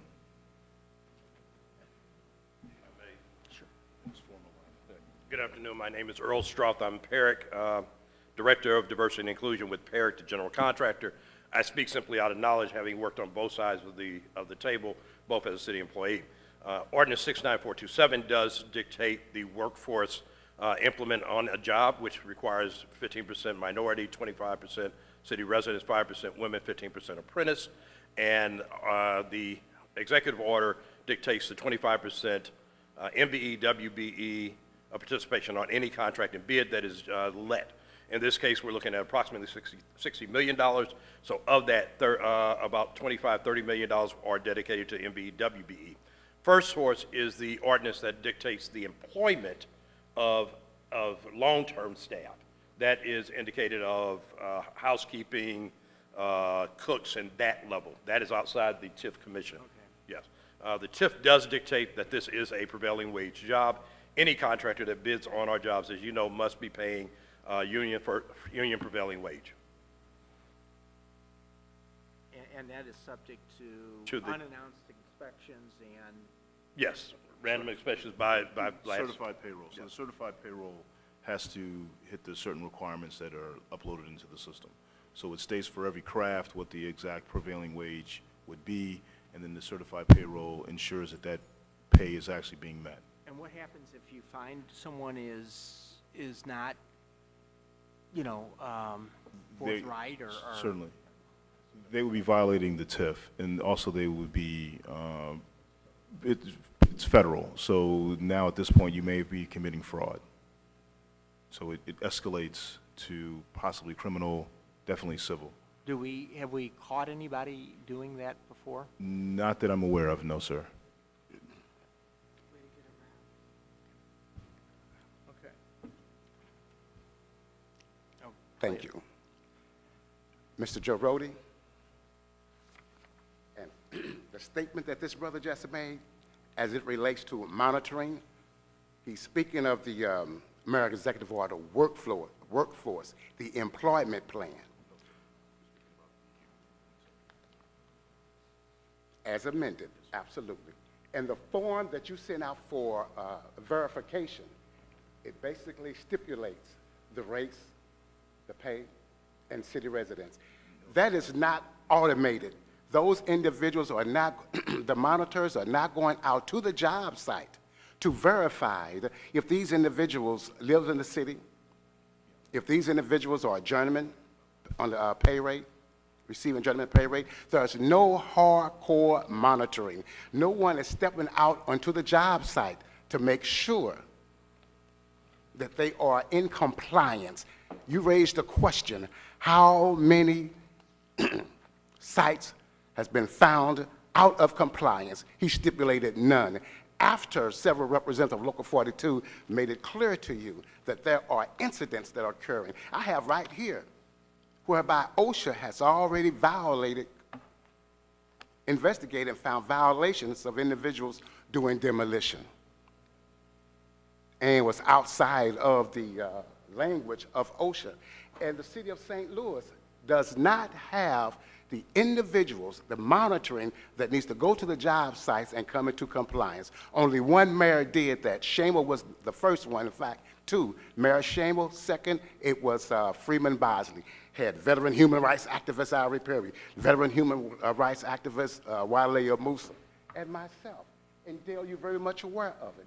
If he stated that his system was automated, whereby it corresponds with the different construction sites, then we can clearly see that the documents are coming in, accurate documents. There's no documents that are coming in because there's no monitoring.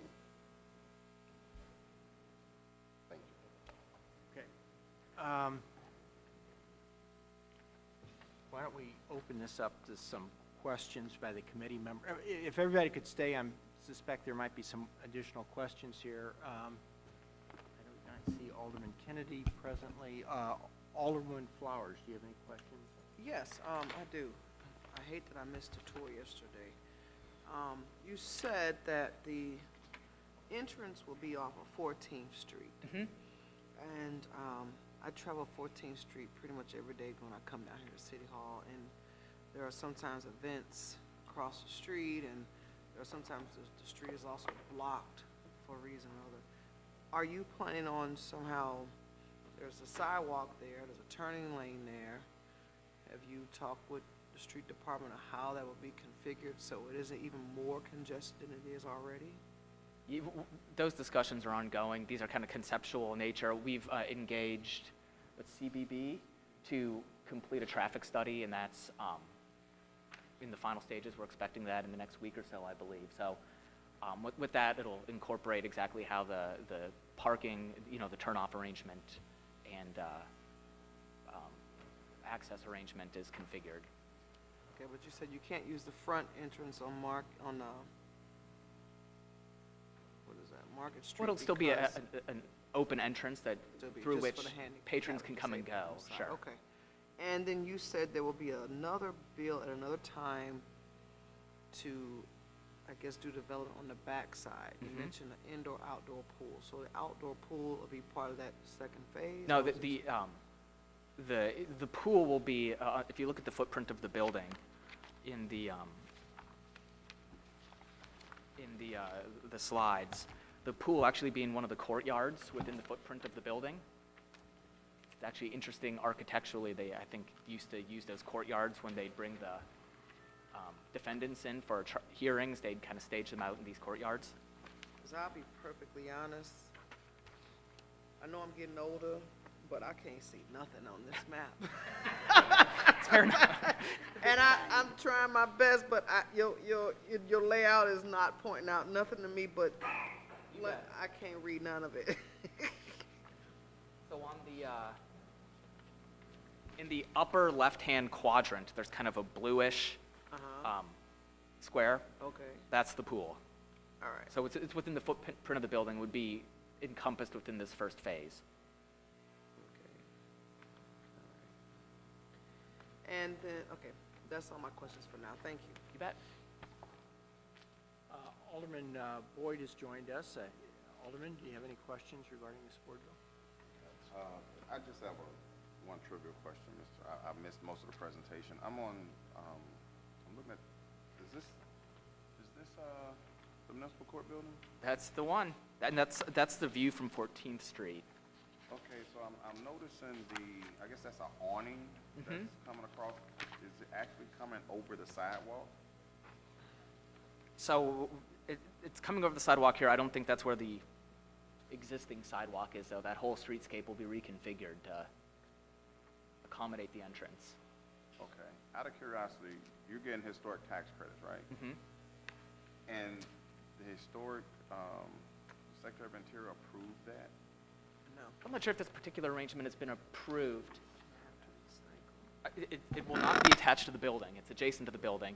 And I can tell you the design of this was created to mimic the awning on the Peabody, so that the two of them, as you look down the street, they'd have sort of a symmetrical look and feel consistent with one another, blend together. No, I like it. I'm just curious, because I know how difficult cultural resources and state Department of Natural Resources and Secretary of Interior can be. So being allowed to put such I think that's a good question. And I think they've figured out a way to do it without appending it to the building, to keep it outside of okay, the got scope it. of that review.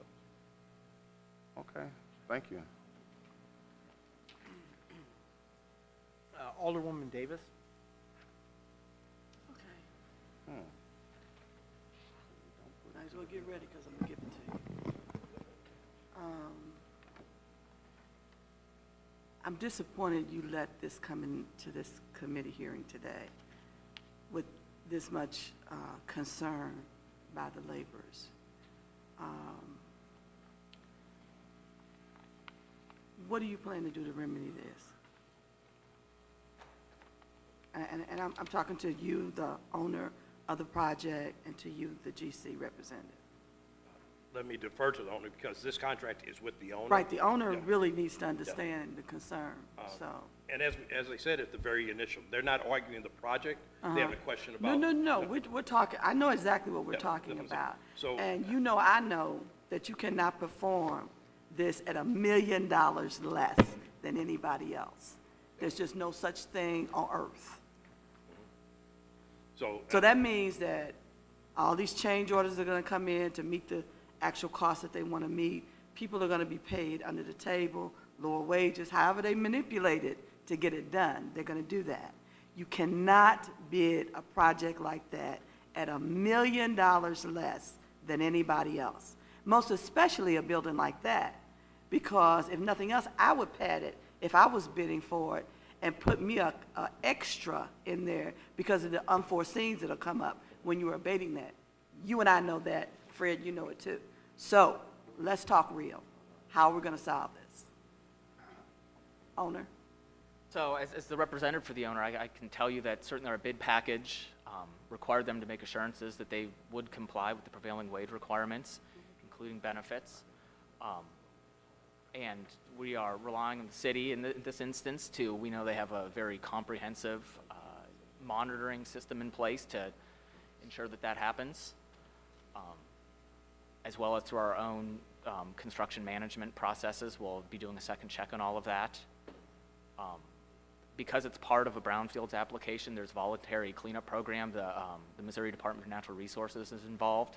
So they'll be doing, correct me if I'm wrong, Brad, but I believe that they'll be doing inspections throughout to confirm that the project is completed in a safe way and a complete way, such that the project upon completion will be suitable for habitation and for the use it was intended. And as far as change orders go and stuff, that'll just be a matter of contract. And I know that, the budget on this particular project is tight. That's why we're asking for the incentives. That's why you need real numbers, because the budget is tight, so that we could start from the beginning, where we could have adjusted the TIF appropriately and all those things in the beginning. You don't need this false bid in your project. You just don't need it. Aside from the fact that they don't have a good reputation and with prevailing wages and everything else, I'm talking about the realism of the bid. Because I want you to be extremely successful. I'm excited about the project. It's gonna do so much for us here downtown. So we want it, but we don't want you to get caught with a serious problem, because it could present a serious problem. $1 million less bid on this type of service is very critical, and it's dangerous to even start out that way on the project. It's just dangerous. You know it's dangerous. Yeah, I can only reemphasize, I don't know what's behind the bid, but I can reemphasize that. You just said you don't know what's behind the bid. I don't know what's behind the bid, but I know that this particular contractor has solid references, including lots of federal prevailing wage contracts that they've completed for the Coast Guard and others around the city and the Midwest. So we're, you know, any bid relying on a solid reputation, our diligence to, and then keep our fingers crossed that it's, you know, it's what you can do is complete your diligence. And May I ask a couple of questions of Fred, please? Last. of course. Fred, how many projects have you done with this company? None. That makes me even more afraid, because you're the best. Well, thank you.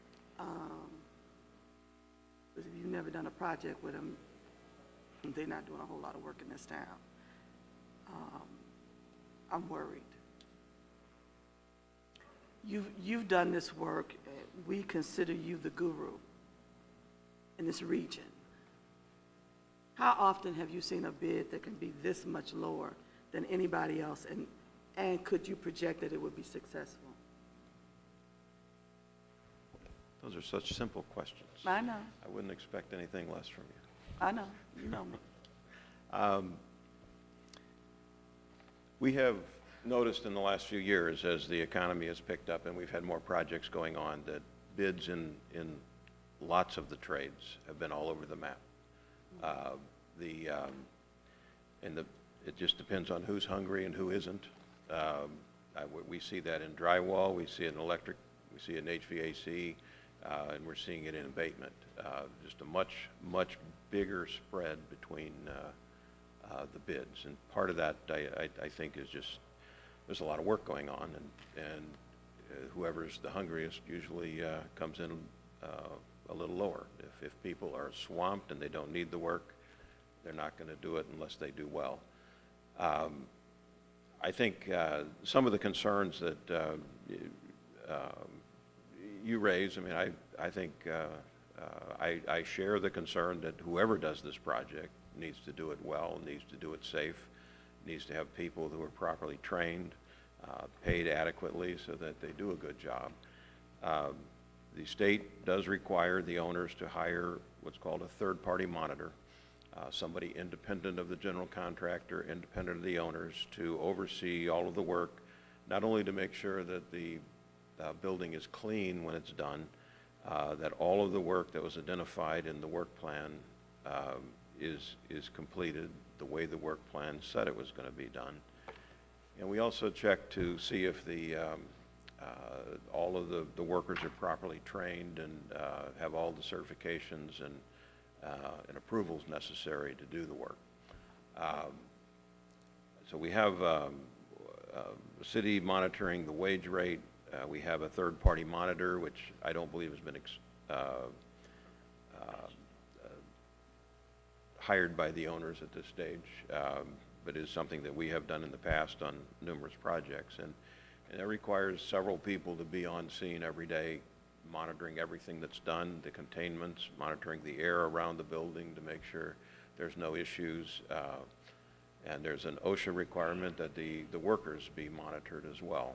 So I think there's a lot of oversight. I suppose if the company is strong enough and they've bid it too low, then perhaps that's a gift to everyone. I think anybody in the contracting business has done well on some jobs and lost their shirt on others, but when you contract, you get the job done. So I think it will be largely the ownership and the contract that they write. Everyone bid this with the same scope of work. To the extent there is a problem with pricing on that, I don't think there's any room to budge, but to the extent we get in and find something behind a wall that we didn't identify in the bid scope, that's going to be a change order, and it would be for anybody. Well, you're going to have unforeseens with that building, that's for sure. Right. That's why I'm really shocked that the bid is so much lower, because it just doesn't make sense. Like I said, it is substantially lower, and possibly that's a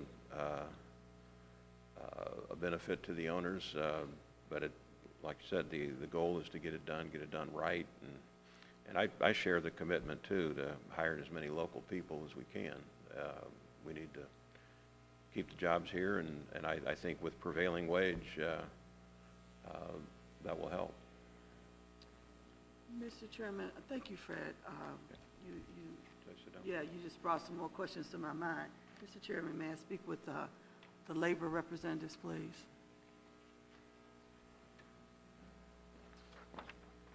Yes, ma'am. So, here's what came to my mind. There are a couple of ways to put some surety into this if the owner is in agreement. We need to add an additional request above and beyond, because what a lot of people don't understand about this part of the process, in order to start the true development of the building, this must be done right. And there's so many things that it can affect later on. And I'm talking about once it's open, and I've seen it happen before. And so this is a really critical part of starting this development. Even when you get to the point of, once you put your drywall up, there's some things, if it wasn't done appropriately, it's gonna come out later on. Right, right. When you do your painting, if certain things weren't done right, it's gonna come out later on. And so we don't want this to be a problem. We want this project to be super successful. And so how can we get some additional assurance that makes you happy moving forward? And most especially, we know that we're gonna have a successful outcome. Tell me what's on your mind now, because you don't get a chance to do this later on. A little bit off subject, can I ask it to, when Mr. Vladimir had mentioned the Source One agreement and the TIF project, or the TIF monies of over $1 million, I believe there are apprenticeship language in that, of which the contractor would have to comply There is with. apprenticeship language in there, yes. Okay, and could we ask of the contractor and the developer of what apprenticeship program GenCorp is enrolled in and can comply with, please? Because it is under, it's ordinance 69427 under section 3. Okay, Talks who about, can answer that real quick? It talks about apprenticeship goals and how these apprenticeship programs are recognized as, it's apprenticeship programs that are recognized by the Department of Labor. Okay. That are approved. So my question would be, does this company, do they put their folks through a Department of Labor approved apprenticeship program? Because it seems that as of section 3 of this ordinance, that is a requirement on this project. Okay. Did you have an answer, sir? If I understand the question, the ordinance does require that any company report their apprentice, and their apprentice have to be registered through a DOL program, which is compliant with federal law. So any company that does work has to report their apprenticeship numbers. And that is in ordinance with 69427, which then is a certified payroll, which makes it federal. So hence, Vladimir's SLDC's office has the legal ability to monitor and track that. I believe they also have to be enrolled in one, and that's what the 15%. question is. 15%. Whether the contractor is enrolled, and can they please provide proof that they are enrolled in a DOL-approved apprenticeship program? GenCorp Services, to my knowledge, cannot meet that criteria. Again, I can't argue about an individual contractor or that entity until we see their DOL papers, if they're applying their hours as apprentice. They have to show their certifications. And DOL does recognize every apprentice by self-identified age, race, address, social, and sex. What you're concerned about is where were they trained, how many hours they have in training, if they went through a certified apprenticeship program. Those are your concerns? Yes, and Okay. Because at the end of the day, you can bring in a bunch of folks and you start ripping things out, sweeping things out, hosing things down. Okay, I've abated the building. And no, that's not the answer. So what I'm saying to you is, how can we satisfy their concerns today? They don't get another chance to do this anywhere else. Well, as I said, if they have an apprentice, and I'm not sure who they're signatory to, if they're signatory to, it sounds like they're signatory to laborers Mm-hmm. that does abatement. So if the laborers identified them as apprentice, they're in that 3-4 year period, 1, 2, 3, 4 year period as a registered apprentice, registered with the DOL. And if they have to and if turn they in have those- none registered, and everybody is supposedly Is a already they're journeymen. then they would have had some apprentice level that has to Absolutely, be validated. absolutely, Yes. absolutely. Now, one of the things we have required in other contracts is we've required everybody's certification documented appropriately, and we know that happens too. And so if you see that and you're satisfied that they came from accredited programs and you can verify that, then you're fine. That's something we can agree on? Yes. Okay? So we can make sure that that happens? Yes, we will help the owner in that process to be sure that these members are registered, certified, active as apprentice and/or journeyman, and their certification papers are in place. Okay, we can make sure that that happens. I like hearing that. There was something else you... What if they cannot comply? What if they're... Well, I not would hope enrolled? that, well, Perrick wouldn't even move forward with the company. Yes. If they're not certified, Perrick Or is we not would going to move ensure forward. the owner does not move And- forward through their No, project. the owner and, they wouldn't move forward. I don't believe... Safety is, I mean, let's be. Safety is critical. I don't want our staff going into a building that has not been abated appropriately, There you go. because then it affects our safety issues. That's right. And that is my number one goal. That's right. Okay. Did you have any other concern? Because you only get this one chance, so let's clear it up now. I just want to mention, I used to work for a department called Fair Contracting, and our job was to monitor that these companies comply with the payroll. Certified payrolls, you can order them, and I can go through them. The contractor, all they got to do is fill out the right information. That doesn't really shows you they are actually paying the employees that amount. Well, we all know that, and there are ways for us to check that out, too. Okay. No, this is not new to us. No, okay? I just No, it's want to not bring it up new. because that's what we used to run I've busted into. a couple of them with phony payrolls, too, so Okay. I understand. We know how that works. Okay, thank you. Yeah. That was- Okay. But one of my biggest concerns, as long as they using St. Louis people or Missouri people, that's my biggest concern. A lot of these companies, they bring in busloads of people from another state. And, yeah, we doing it with our TIF money and all this here, but none of our St. Louis brothers or sisters are on these jobs. They all out of town. Yeah, they might look like us, but they not from here, you know what I mean? That's my only concern right there. Oh, what's in your, have you all signed your contract yet with the owner? Not as of yet, we are still under amendment. Can we put something in there? You know what I like to, Yeah, I would like to see I in do understand, there. and we will address this issue directly. Okay, and If so... the owner, we will have a conversation that addresses it. You can have you all talk, okay? Believe me, Eric understands. Eric would not like to see me show up somewhere and just disrupt everything. So I think that Eric can work with the owner, work with you, get the appropriate language in the contract so that we can see that the right thing is done by the residents of the city of St. Louis. Okay? Anything else? Last chance. Anything else? Okay? Thank you. All right, thank you. Any other? Just to summarize, again, it's prevailing wage is the law, and it's monitored at the city level, and I found out too that we are requiring performance bonds from the Gen Corp and all contractors to ensure completion of the project. So that'll backstop the surety company Okay. that issues that bond. All right. We have to make everybody happy, though. And Here, at the end of the day, we have a lot of legislation in place. We don't have a lot of operation and procedures in place, but there's always somebody who will figure out a way to try to undermine it. And if they have concerns, these are the guys on the ground every day, all day. If they have concerns, I have concerns. So we're going to all work together.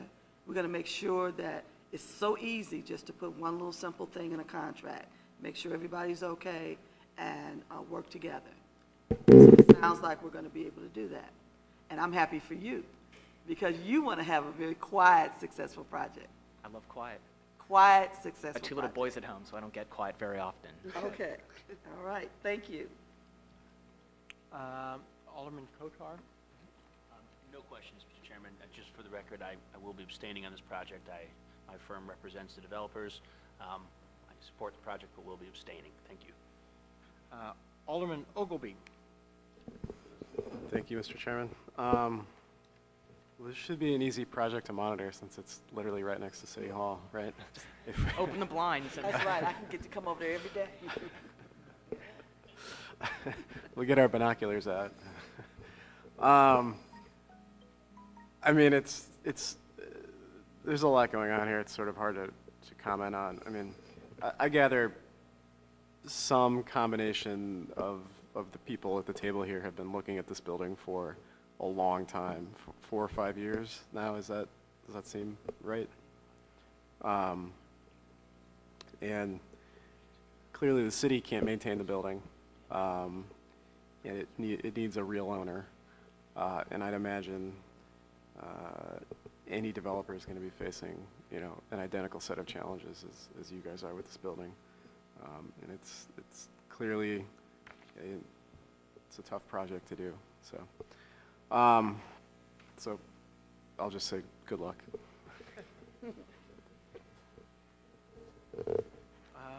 Alderwoman Boyd, any questions? I kind of support what Alderwoman Davis was saying, and I guess my concern is what she had brought up, the underbidding part. And so I just don't want you all to set yourself up with underbidding as a whole, and then be making sure that we have people on the ground that's monitoring to make sure that we don't have those incidents with people working that shouldn't be working, that don't have any proof.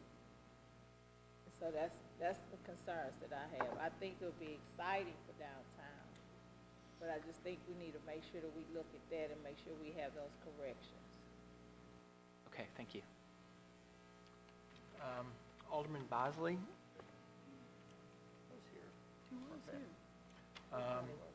Alderman Oldenburg? No questions, but just for the record, in similar vein, I'll be recusing myself from this vote as well.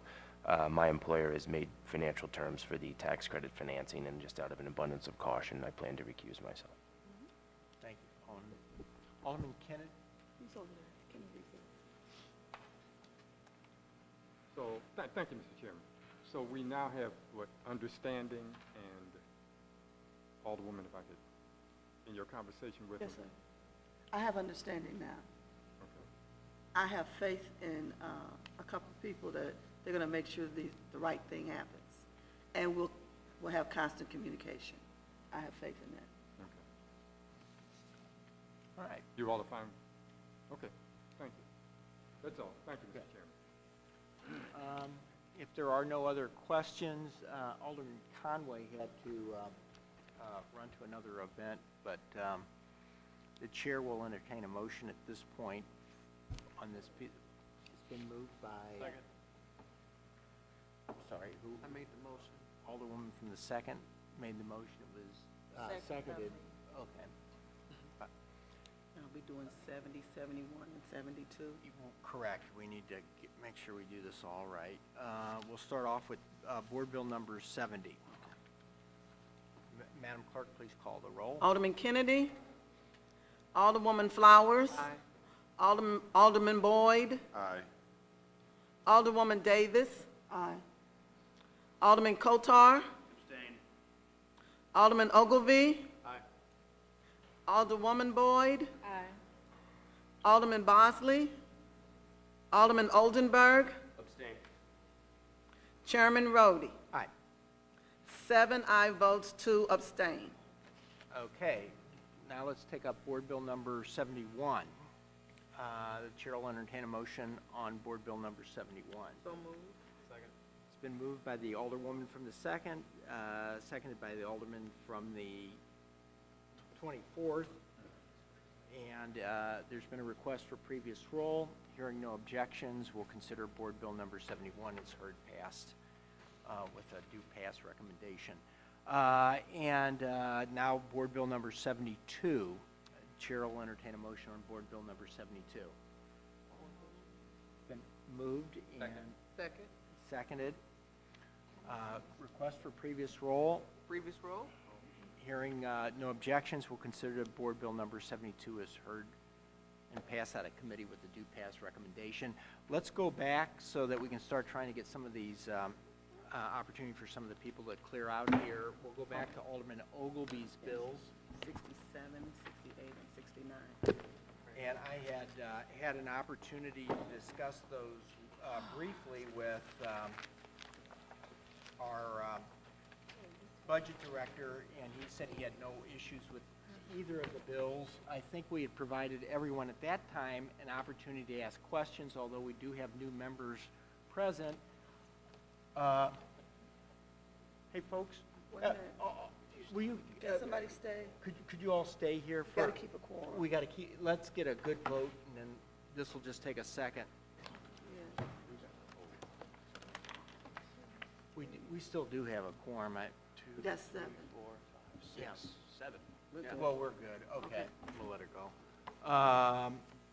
Okay, Board Bill number 67 is the first one. Is there any questions by anyone who was not present for the Clayton project? Okay. If having no indications of questions, the chair will entertain a motion on Board Bill number 67. I move that we pass Board Bill 67 with a do pass recommendation. Been moved and seconded. Why don't we go ahead and get a clean roll? I'm sorry, I didn't hear. Was that, who seconded that? Oh, Alderman Kennedy seconded it. Okay. So it's been moved and seconded. Let's get a clean roll here, roll call. Madam Clerk, please call the roll. Alderman Kennedy. Aye. Alderwoman Flowers. Alderman Boyd. Aye. Alderwoman Davis. Aye. That was my turn. Alderman Kotar. Aye. Alderman Ogilvy. Aye. Alderwoman Boyd. Aye. Alderman Bosley. Alderman Oldenburg. Aye. Chairman Rhodey. Aye. 8 aye votes. Okay, Board Bill number 68. We'll entertain a motion on that. So moved. Second. Previous roll. Hearing no objections, Board Bill 68 is passed out of committee with due pass recommendation. Board Bill number 69. I move that we pass Board Bill 69 with a do pass recommendation. Second. Previous roll. Hearing no objections, Board Bill 69 is passed out of committee with due pass recommendation. All right, let's see where we are here now. We still got more bills?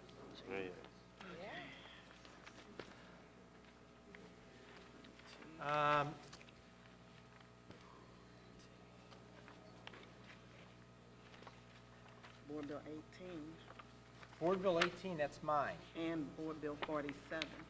Why don't we do Board Bill 18? Let's do Board Bill 18 then. And we also have 47. Okay.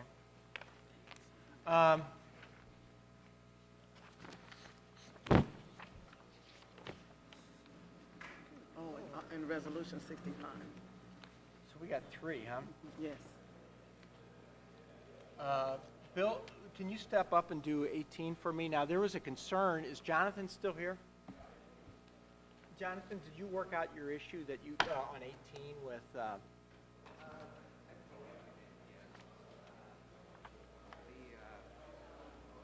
He had 2 primary questions. I mean, we reviewed the financials on this a while ago. as long as you, I'm going to call you up in a minute then. I just wanted to see, kind of look ahead a little bit. Okay, Bill, why don't you take us through what we're doing with this? Sure. Board Bill, Board Bill 18 is the third in the series of bills relating to the City Foundry TIF. The Board of Aldermen has already approved ordinance numbers 70431 and 70432, which authorized the TIF and approved the redevelopment plan. So those have already been done. This is the third in the series of those. It's been endorsed by the Board of Estimate and Apportionment and recommended by them. It basically just authorizes the issuance of TIF notes as contemplated by the TIF redevelopment agreement, which has been signed and is over at SLDC at this point. So that's pretty much what it is.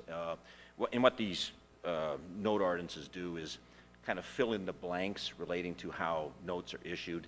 They have, you'll see in your copy, a pro forma specimen of what the note's going to look like. Talks about that there's no city general fund revenues backing it up, sets up the different revenue accounts that funds will flow into that will be used to pay the notes that were contemplated by the entire TIF. Okay. Our committee actually underwrote, or I shouldn't say underwrote it, but we reviewed this at some length last session.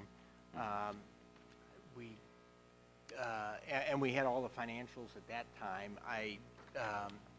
For whatever reason, I guess the budget director sent an email to Jonathan having a question about this, and he,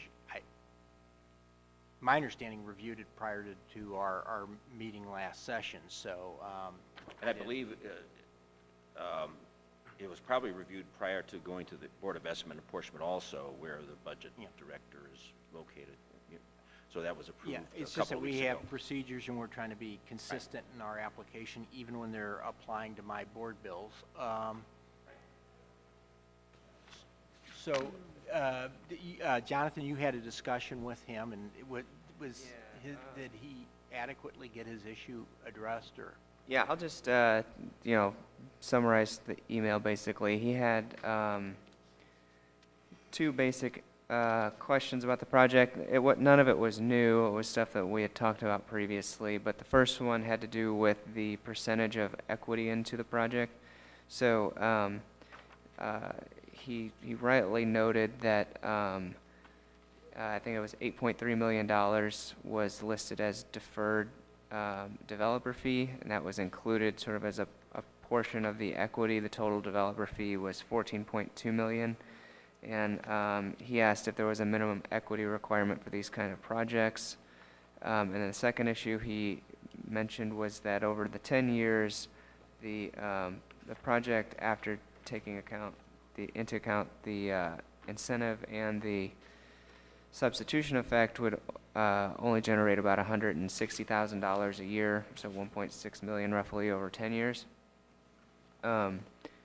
He said, with a project of this size, would that increase, costs? Like, for example, would we need more police or whatever to monitor it? And, was that taken into account? So what I explained to him on the first issue with the, the equity and deferred developer fee, and perhaps the developer's attorney can, explain part of this better than I can, but the first point of it is that of the, looking at the project size and looking at sort of like your typical overhead as a percentage, I would say that the actual hard equity, by my estimate, is probably about $6 million in the project.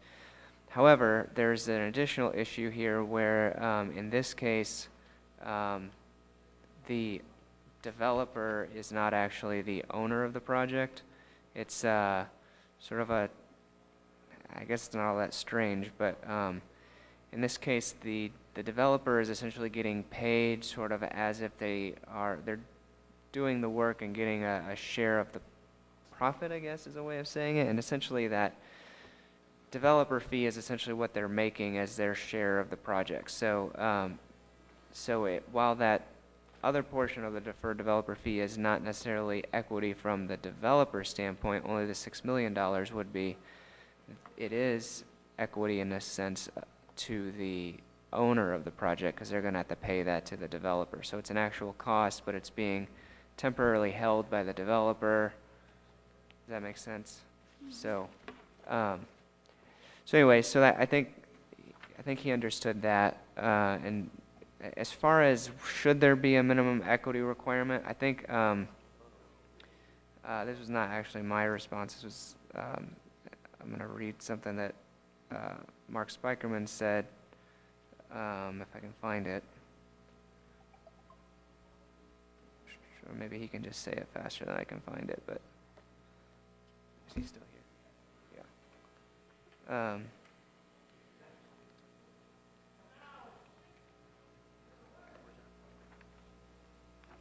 Where you said about Obviously, we all agree that equity is a very good thing in a project. The difficulty is establishing sort of a one-size-fits-all minimum standard for all projects. I mean, not only are there just different types of projects, but when tax credits are involved, you usually see equity less, and it just becomes very difficult to, again, just pigeonhole everything into one standard. But we do, on an individual basis, we definitely look at equity on each project. And then concerning the issue of the net revenue, what I told him was that I think that on the substitution effect estimates, I feel like I was pretty conservative. Prior to subtracting off the substitution over that 10-year period, rather than the 1.6 million, roughly whatever it was, the city would be getting 15.7 million. I subtracted 14.4 million off, counting it as substitution. I think that I was conservative. I can't say exactly how much better the city might do, but I don't think it's going to do any worse than what I'm projecting. The other thing was that, and we didn't quite exactly have to finish this conversation, but the other thing is that over a 30-year period, once the, sort of after the incentive pays off, even accounting for substitution still at the very high rate, the city will generate $40.8 million projected, which is, about $1.3 million a year annually on average. Obviously, that's all sort of like, most of that's on the back end or whatever, but it's still, that's the reason why it originally passed the scorecard, was for those reasons. Okay, so we have the financials before us. Our committee reviewed all these before. I thought that Paul had as well. He had reviewed them before. I think, I don't know, probably just one of those things where he took a fresh look and. Okay, we have new committee members, so we've been down here for a long time, so I don't want to go ahead and prolong this, but at the same time, I don't want to go ahead and make people feel like they're being rushed through making decisions down here. So I want to provide the opportunity of anyone who has questions to ask those. Alderman Boyd, do you have any questions? I'm going to pass. Okay. Alderwoman Davis, any questions? No questions. Alderman Kotar is not here. Alderman Ogilvy. I don't have any questions. Alderwoman Boyd. No question. Alderman Bosley. No questions. Alderman Oldenburg. I have no questions. For the newer, go ahead. So I only have one question. Bill Keeling's been down here ever since I've been down here. He does these phenomenal presentations and kind of like a teacher. And I just have one critical question. Is there any fuzzy math in here? No, I don't really think there is. I mean, in any projections, you sometimes, make assumptions and you throw darts at a board, but I really think that there's been a lot of eyes on those projections, and issues have been identified and discussed.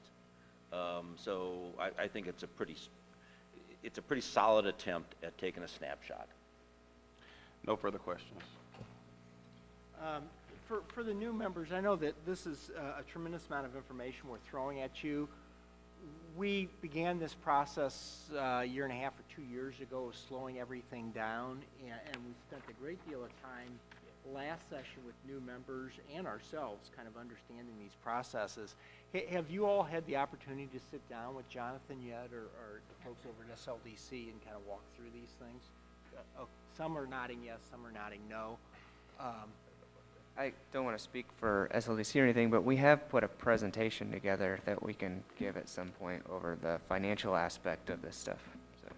What I would suggest is any new member that we try to schedule an opportunity for the new members to do that for you, or with you. And if you, maybe we can get, Donna, can you shoot out and try to coordinate that meeting with anybody to meet with Jonathan, and we'll try to set up a time or two over here on a Friday morning or after a Friday session, if that's okay. I probably won't be there, but Can I just maybe request that we set it in, only because our tools are better there, we can show a lot of stuff. and the more stuff you do, the less we do. I think our staff will be very grateful. So that's fine. Thank you. So what we'll do then is anyone new on the committee who'd like to sit through that presentation and kind of begin understanding some of the processes that we're attempting to put in place in the last year or two, we will provide that opportunity for you. Okay. If there aren't any other questions on Board Bill 18, oh, we have another speaker, Amanda Anner? Amanda Auer had to leave. She works on the project, and she was really just available to answer questions. Todd Rogan from the project is also here to answer any questions, but if there aren't any. Okay, and Tom, I see you sitting back there, but given that E&A's and voted on this, I presume the comptroller's okay with it and everything? Okay, great, thank you. Okay, Chair will entertain a motion on Board Bill number 18. Second.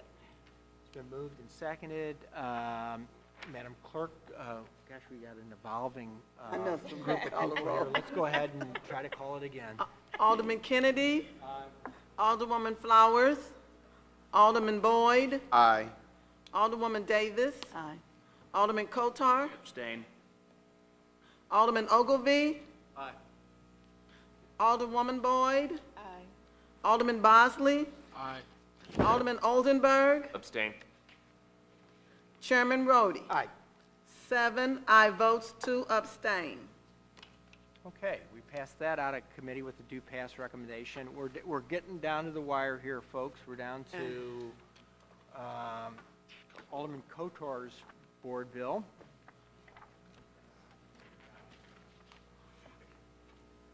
Board Bill 43, is that right? 47? Sorry.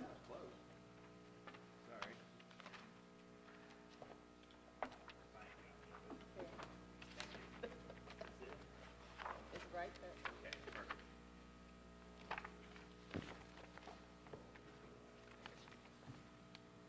Thank you, Mr. Chairman, members of the committee. And I'm actually going to ask Dale Ruthsass from St. Louis Development Corp. to help me out with this one.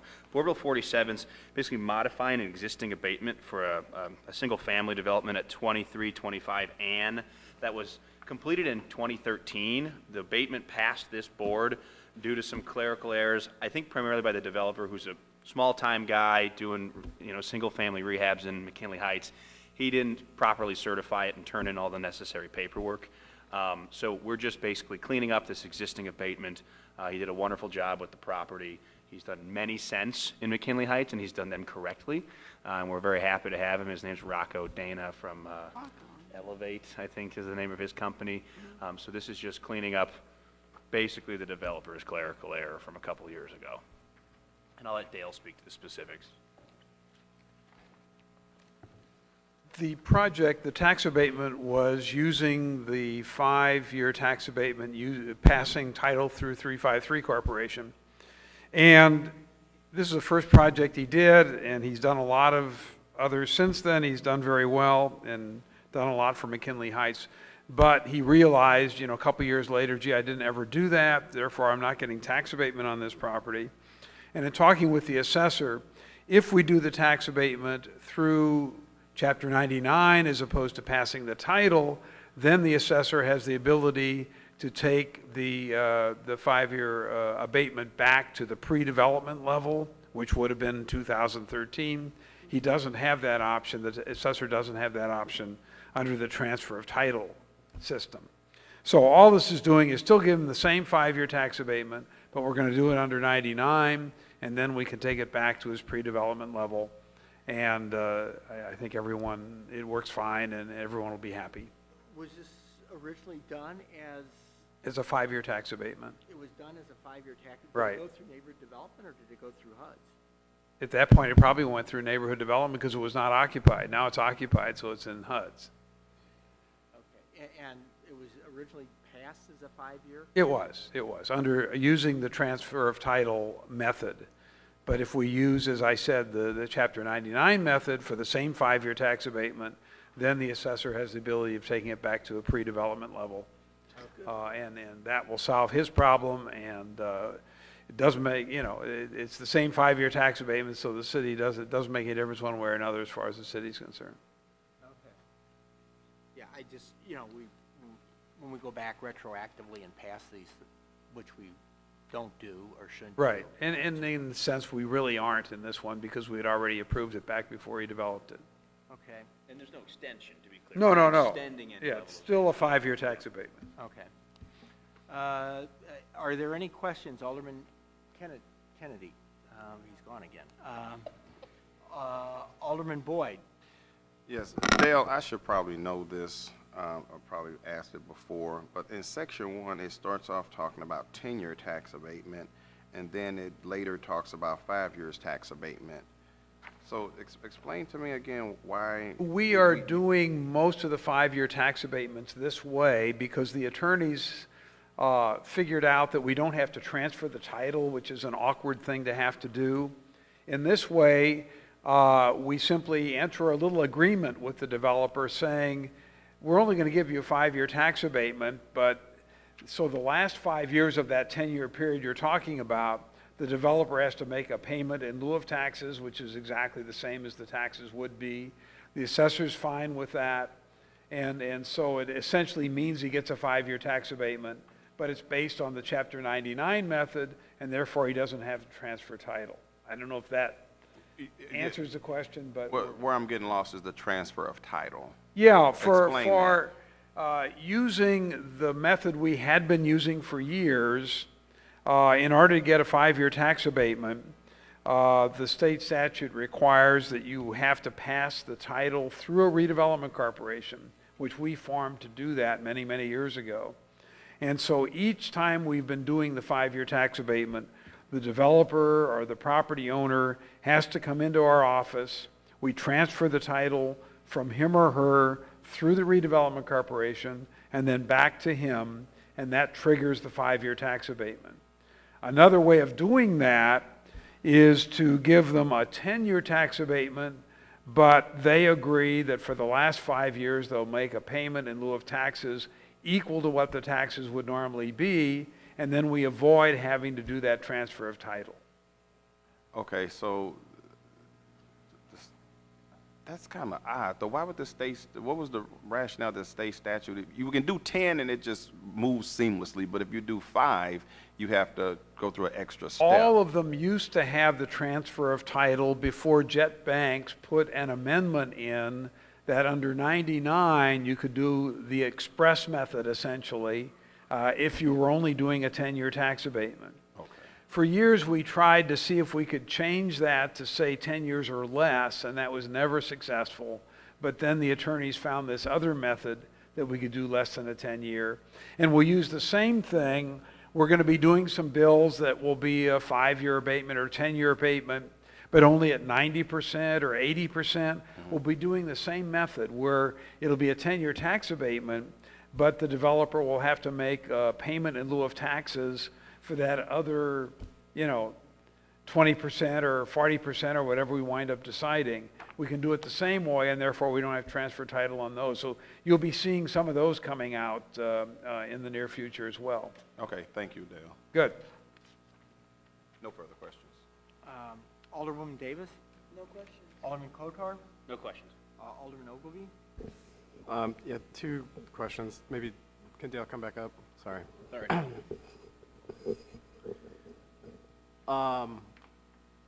So on the second 5 years when the payments are contractual payments in lieu of taxes. Right. Do we know how that shows up on like the city's website, if it's going to show that? No, I don't We know don't that. know. But I do know that we've had, extensive discussions with Sean Arway over at the assessor's office, and he said they just have it tagged and it automatically will appear in the bill for the last 5 years. it's the same amount of money either way, it's just slightly different the way it's tagged as a payment in lieu of taxes as opposed to just regular taxes. But how it shows up on the website, I have no Okay, idea. we don't know. We might want to know that at some point if we're going to do all of them this way, because that'll lead to some confusion down the road, if it doesn't show up as a payment. My second question is, so this is kind of a known problem at this point. I mean, I had one of these last year for a single-family home where the developer messed it up, and then the buyer was paying, the full unabated tax rate, and we fixed it for one property. But how, remind me what the notice looks like, or how we interface with people who've completed projects to try Well, to... at the time, approximately when a bill is approved by the Board of Aldermen, we send a notice to the developer, whatever, saying, the authorization for tax abatement is now in place.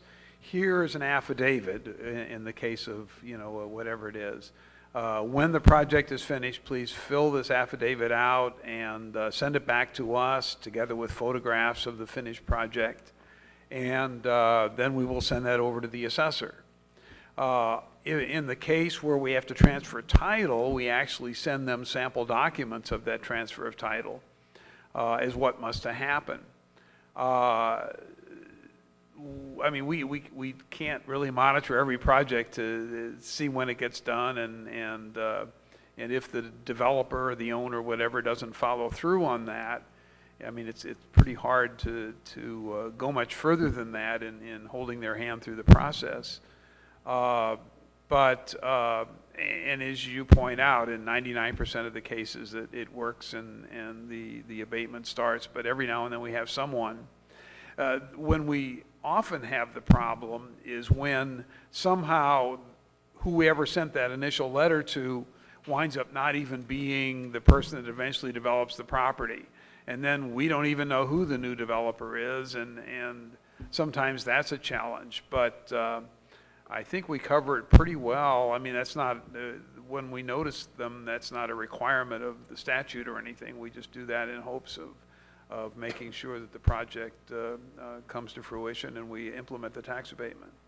But we don't sort of sweep through ones that are kind of left open to see if the projects are completed, I guess, because some things that come through here are extremely specific, but then there's sort of area blighting where there's hundreds or thousands of properties, and we're not... Well, Alderman Kennedy had one of those earlier today, right.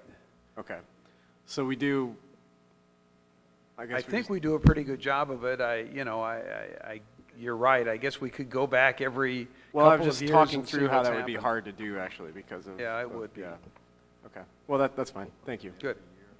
To see which ones.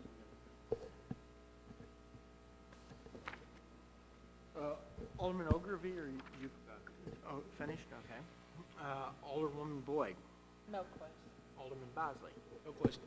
Alderman Oldenburg. No questions, thank you. Okay, hearing no other questions, the chair will entertain a motion that we pass out a committee board bill number 47. Second. Moved and second. We have yet a different lineup now, so Madam Clerk, please call the roll. Alderman Kennedy, Alderwoman Flowers, Alderman Boyd. Aye. Alderwoman Davis. Aye. Alderman Kotar. Aye. Alderman Ogilvy. Aye. Alderwoman Boyd. Aye. Alderman Bosley. Aye. Alderman Oldenburg. Aye. Chairman Rhodey. Aye. 8 aye votes. And I think we're taking up our last piece of business today, and that is resolution number 65.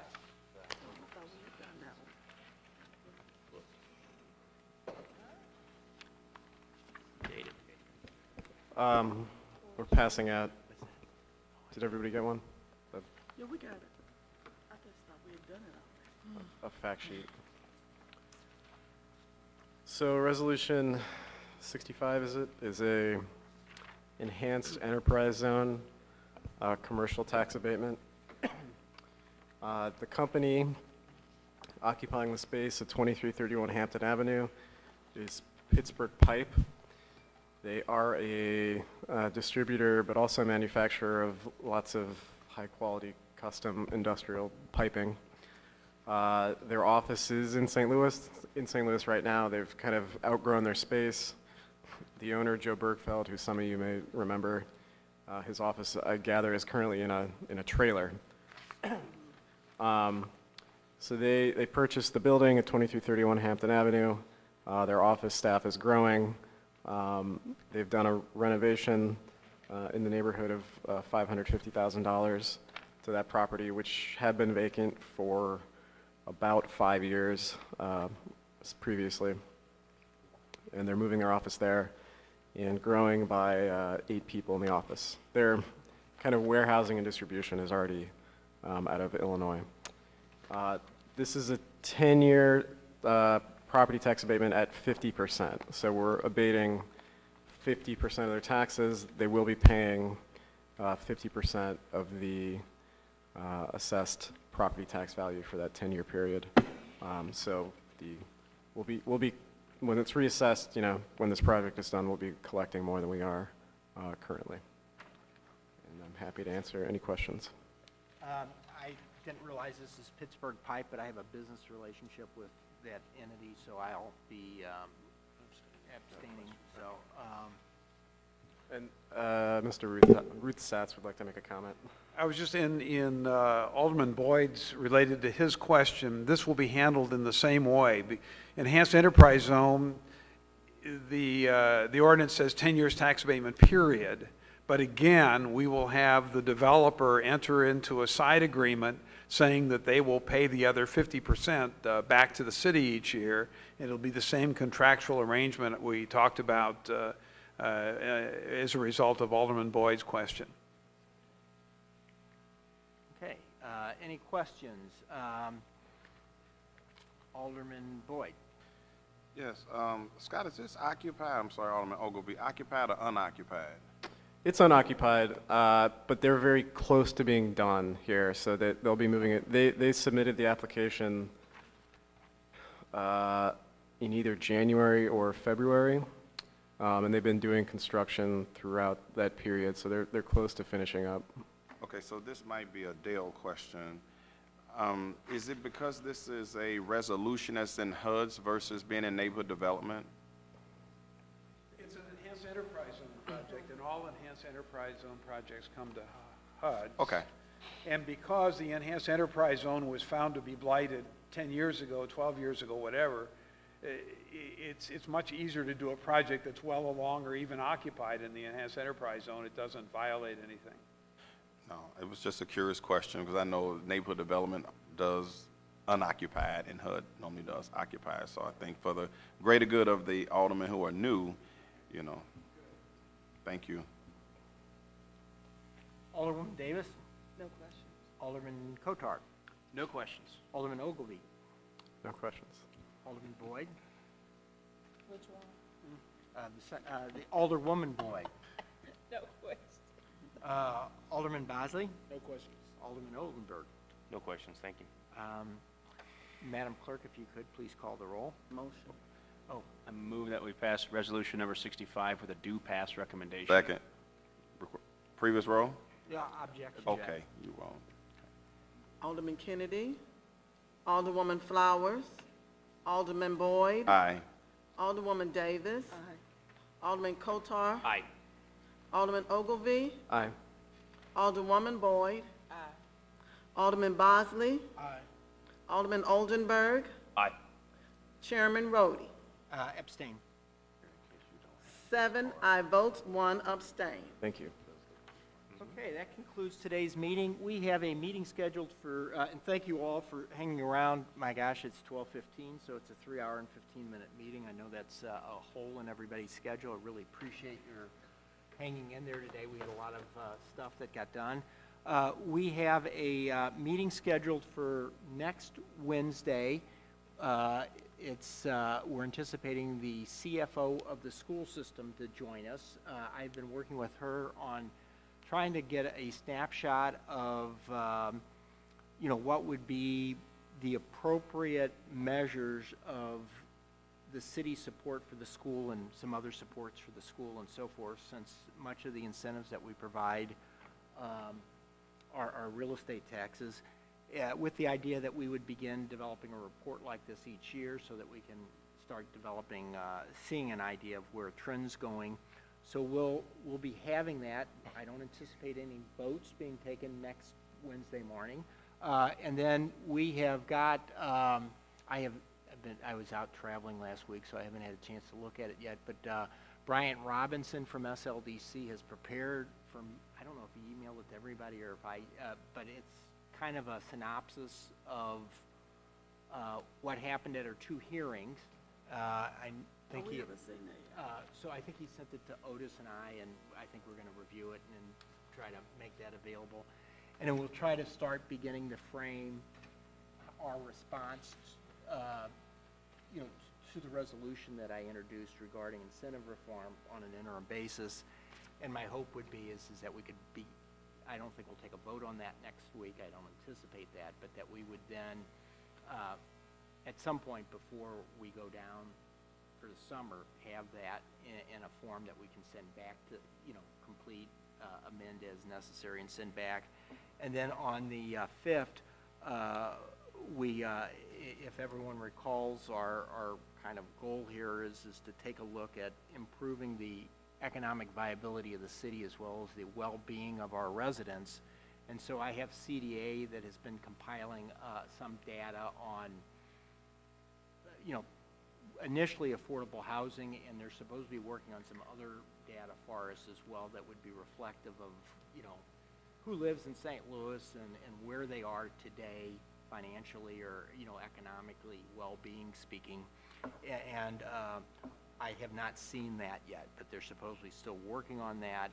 And our goal would be to have them come in on the 5th, which is 2 weeks from today, and that's the Wednesday after our day off. So kind of try to remember to put that on your calendar. And we might end up adding some other business either there or I think we have one meeting after that. So Yeah, I was just going to, on the 5th, you'll have probably the Enhanced Enterprise Zone one we tabled today, and then there's one other Enhanced Enterprise Zone one that we've advertised for the 5th. So I know of those 2 also that'll be on that agenda. okay, good enough. Well, thank you all. At this point, I'll entertain a motion to adjourn. Okay. All those in favor, aye? Aye. All right. Thank you, everyone.